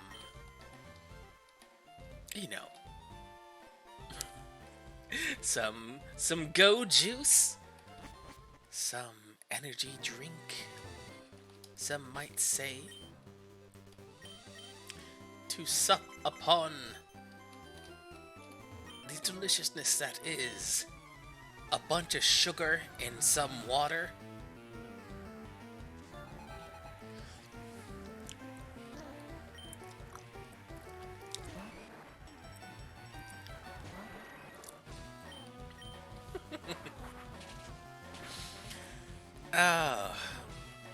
Every day, I'm glad I can enjoy such sweet things and not have to worry about it like some members of the population, which unfortunately must control said intake a lot more.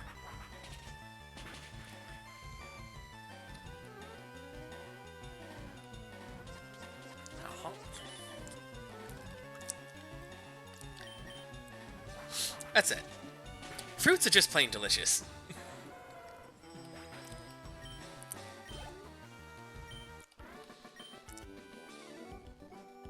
You got it working? Ah, fantastic, Kiwi.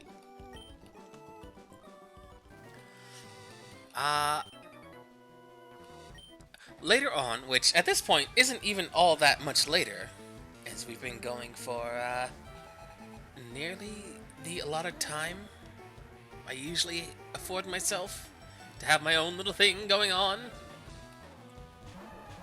But I also recall you wanted to do some weekly boss fights.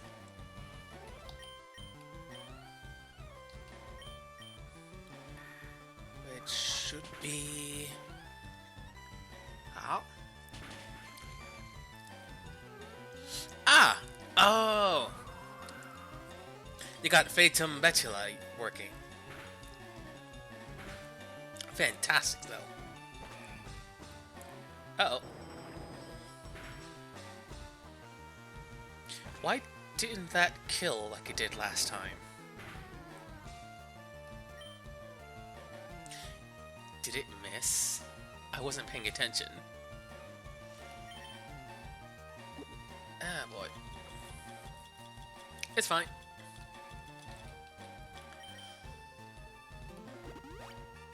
Sure, paying attention has not always been the death of me.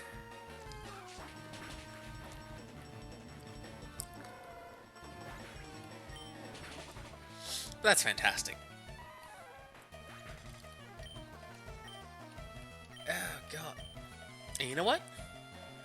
Those of you out there, if you have a favorite older game that people just don't seem to talk a lot about, let me know. Either on Twitter, which is just at Levvittome, or in the Discord, which there's an invite to it on the Twitter as well, or in chat. Always down to learn about more games and stories that people absolutely adore, that I otherwise wouldn't have known about unless someone told me. Because I think it's safe to say there's a lot of games out there. More than any one person could possibly remember. Especially those individuals like myself who have a what we might call hummingbird brain.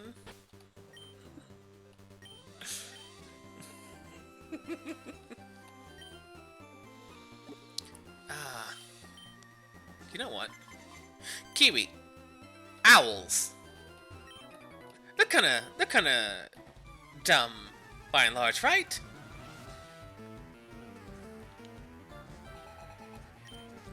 As far as predatory birds go. Well, I guess raptors. Are they raptors? No, that's more like falcon or hawk.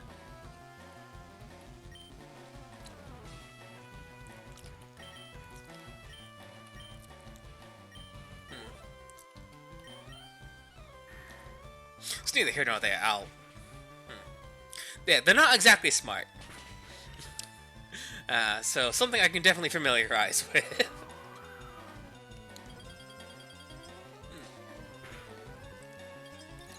Ooh.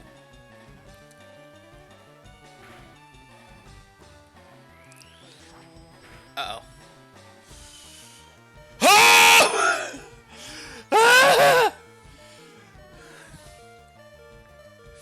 Well.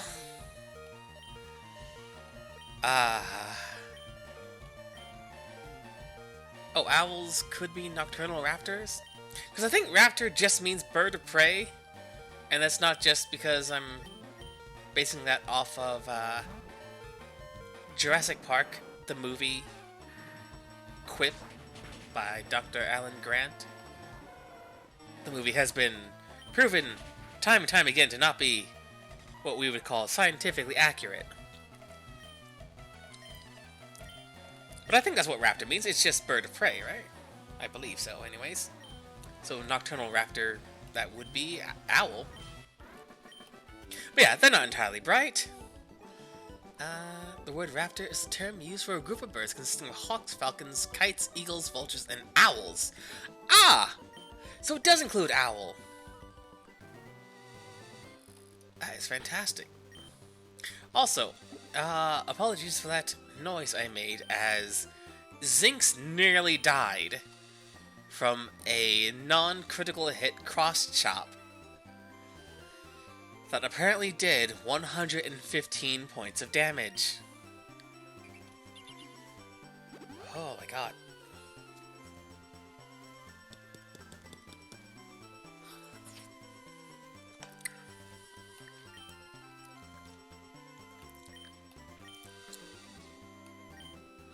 Fantastic. See, that's why I asked you the questions, Kiwi, because I know you got that encyclopedic animal lore knowledge going on.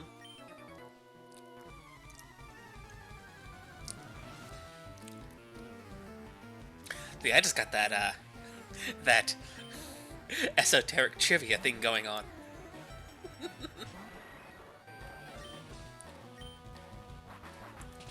You got that valuable, useful knowledge.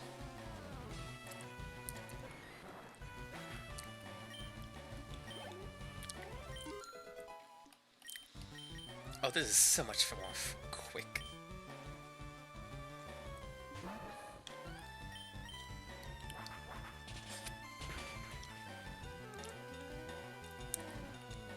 Absolutely glorious.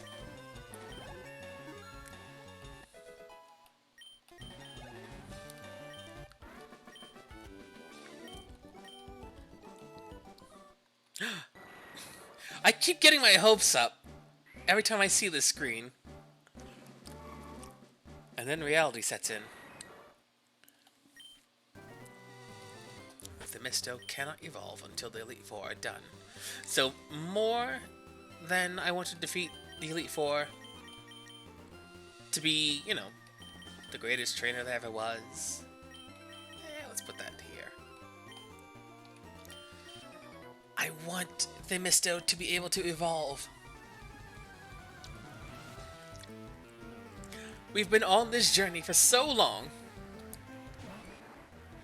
Themisto's been trying to evolve into something greater for so long. We're doing this for you, buddy. Also, all our friends and allies that fell on the way here.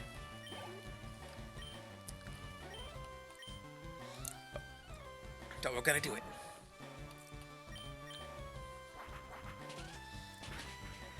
We're going to defeat our greatest challenge. We're going to learn the mysterious ways of bat evolution. Batvolution, if you will.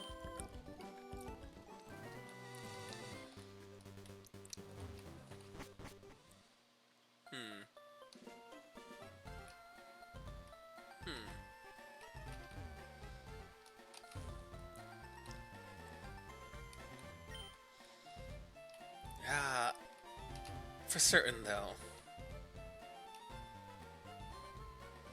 At some point when I get the chance. Because looking at the clock now, we're not going to be able to challenge the Elite Four this stream. I promise, next one, we will. Next stream will be the Elite Four.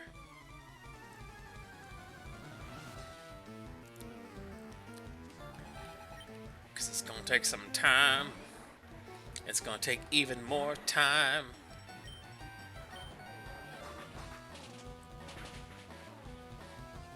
I'm fairly confident there's no way any of these four trainers could kill one of our Pokemon, except for Jinx. So I will...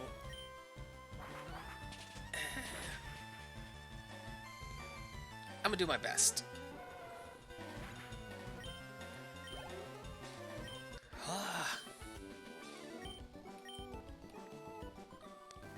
Plus, it is good money, so we're gonna need that for all the full restores we are going to eat up during the fight.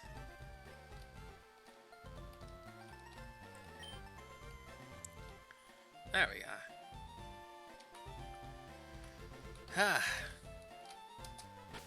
You know what? It's been a bit. Let's save this.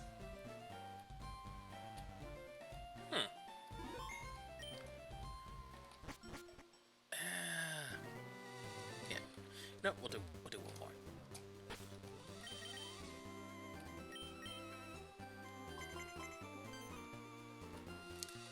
fantastic.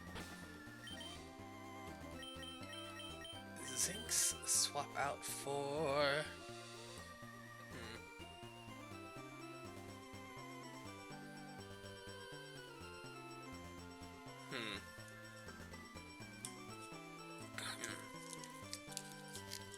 What could we even...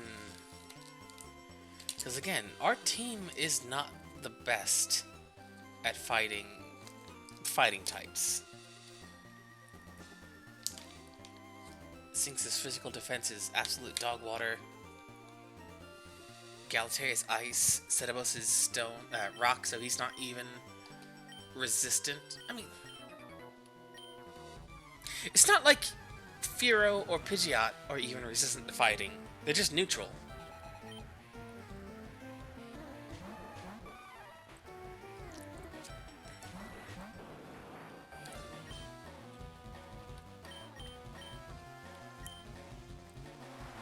That is weird.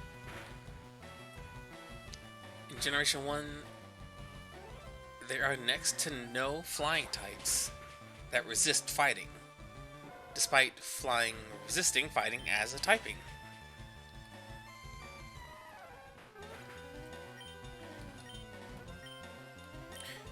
Golbat does, because it's the flying poison type. So that's quadruple resistance. Legendary birds do, because they aren't normal type.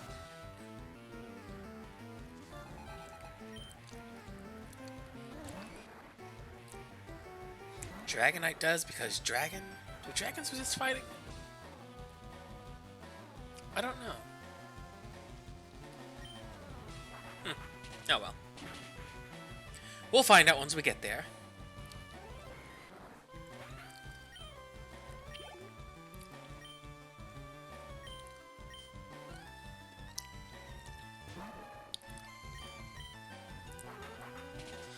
Oh, welcome back, Red Dragon!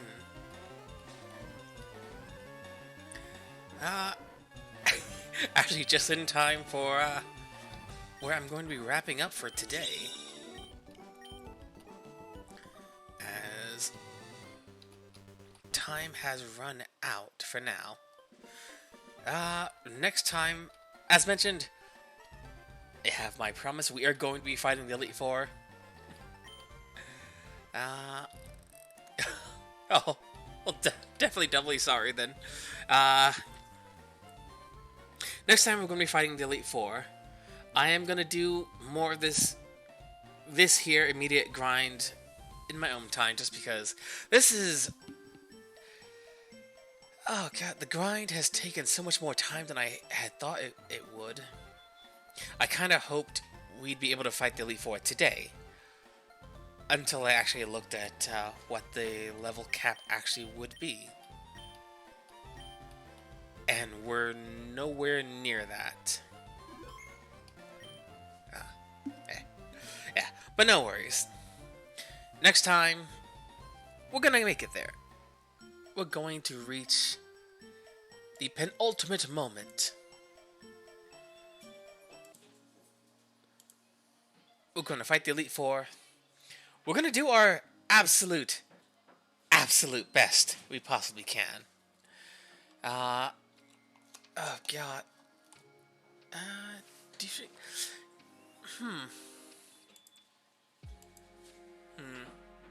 Kiwi, that's...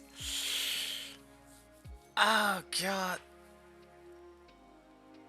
Actually, you know what? I don't know what your usual hours are gonna be for streaming throughout the week. So, you tell me. Are you going to go stream?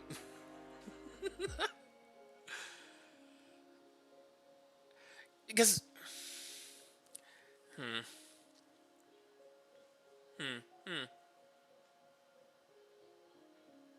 God. We do need to find out if that game works. Well, how the game works. I don't feel like that's... I don't feel like the testing is actually going to take a long time. Another fall victim? What is a fall victim? What does that mean? Oh, wait. Watching another fall victim. Right, words. Ah, God. Because if it's just for testing purposes, that could actually happen anytime during this upcoming week. Signora, we can easily wipe out in like less than half an hour, definitely. Uh, but,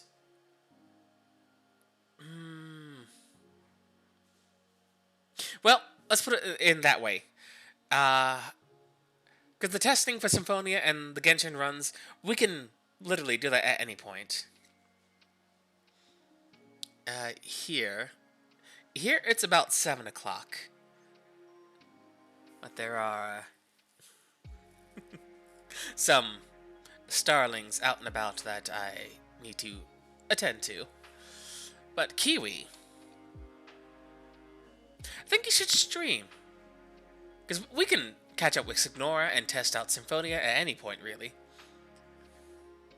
For you, it's 3 o'clock. Oh my goodness.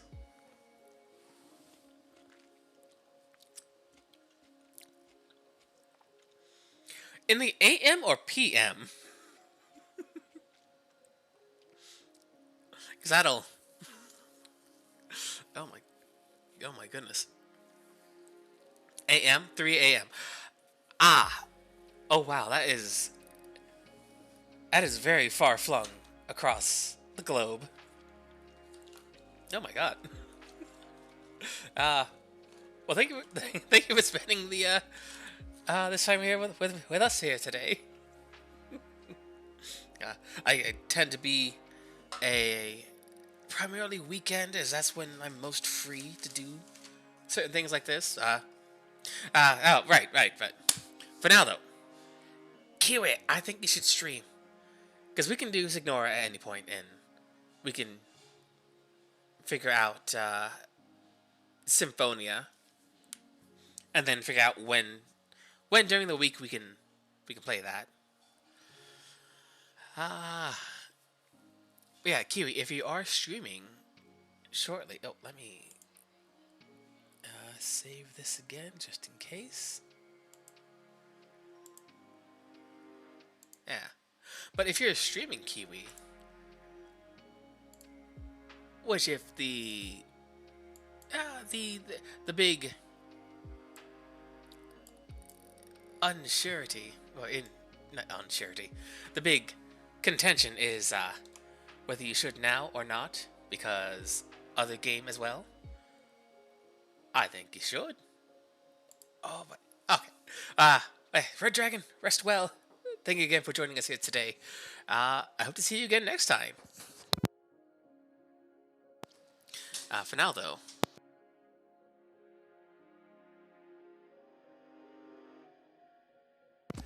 For now, yeah, I think you should stream Kiwi. We can figure out Symphonia at another time. Signora's really not going to take all that much time, and if it's those two things versus you streaming, I say stream. Yeah. Oh, Mame. Welcome back, Mame. Yeah. We're kind of wrapping up here, and hopefully Kiwi will be streaming shortly. We'll need a little bit of confirmation from one very silly little fish. Okay, so Kiwi's gonna be streaming shortly. Anyone still burning the midnight hour, I would highly suggest that go check her out. She's gonna be playing what was that again? I want to say Tabula Rasa, but it's not Tabula Rasa. It's Birch something? Fate Birch. Fatum Batula. Yeah. That's gonna be fun. So if you want to know when she goes live, best bet would be to follow here on Twitch. Get that little alert, get that little notice, see what the heck this game is, because I'm very curious as to what it is going to be. A low poly horror game from ages past? That sounds very interesting to me. And best of all, someone else will be playing, so the screaming will be not for me to do. But yeah, be sure to follow her.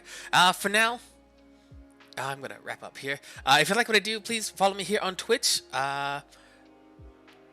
We are on the way to affiliate, slowly but surely, step by step, in all good time as things go. If you want to see what we've done, where we've been, and the stories we've been able to share so far, check out the Levvittome VOD archive on YouTube, which it's literally just the Levvittome VOD archive. That's where we have the completed playthrough of Nier Replicant, which will lead well into tomorrow, where we'll be playing more Nier Automata through Route B. Aside from that, we also have the Nuzlocke trek up until this point, where, due to my own silliness, we've lost far more Pokemon partners than we probably should have, but yeah, luck is a thing, and it happens. That's neither here nor there. If you want to be kept up with the who, what, when, where, why, and how, follow me on Twitter. It's where I make announcements for what I'm doing, when, with whom. Yeah. We also have a community Discord. It's small for now, slowly but surely, growing bit by bit. And let's see. If you do in fact like what I do, be sure to check out other friends of the stream, much like Kiwi herself. They're in the little dynamic follow button, the little green button on the right side of the screen. Inside are other really good friends of the stream as well as Steenie Mo, Malfaka, Saxman, Still CB Gaming, Magical Librarian, Kiwi Kelp herself, and Dat Boy Niku, who pops by every now and then. Always fun. Always good to see more people. Go check them out if you like what I do. Everyone's got their own cool brand of amazing stuff they do. Aside from that, tomorrow, as mentioned, more Nier Automata. We're in Route B, playing as 9S, hacking through the enemies, literally. Just not with a sword. Aside from that, I think that about wraps it up. Yeah. Until next time, thank you for joining us here today. I hope to see you again, and be sure to be kind both to yourselves and each other, but take no shit. And until next time, be well, traveler. Be well.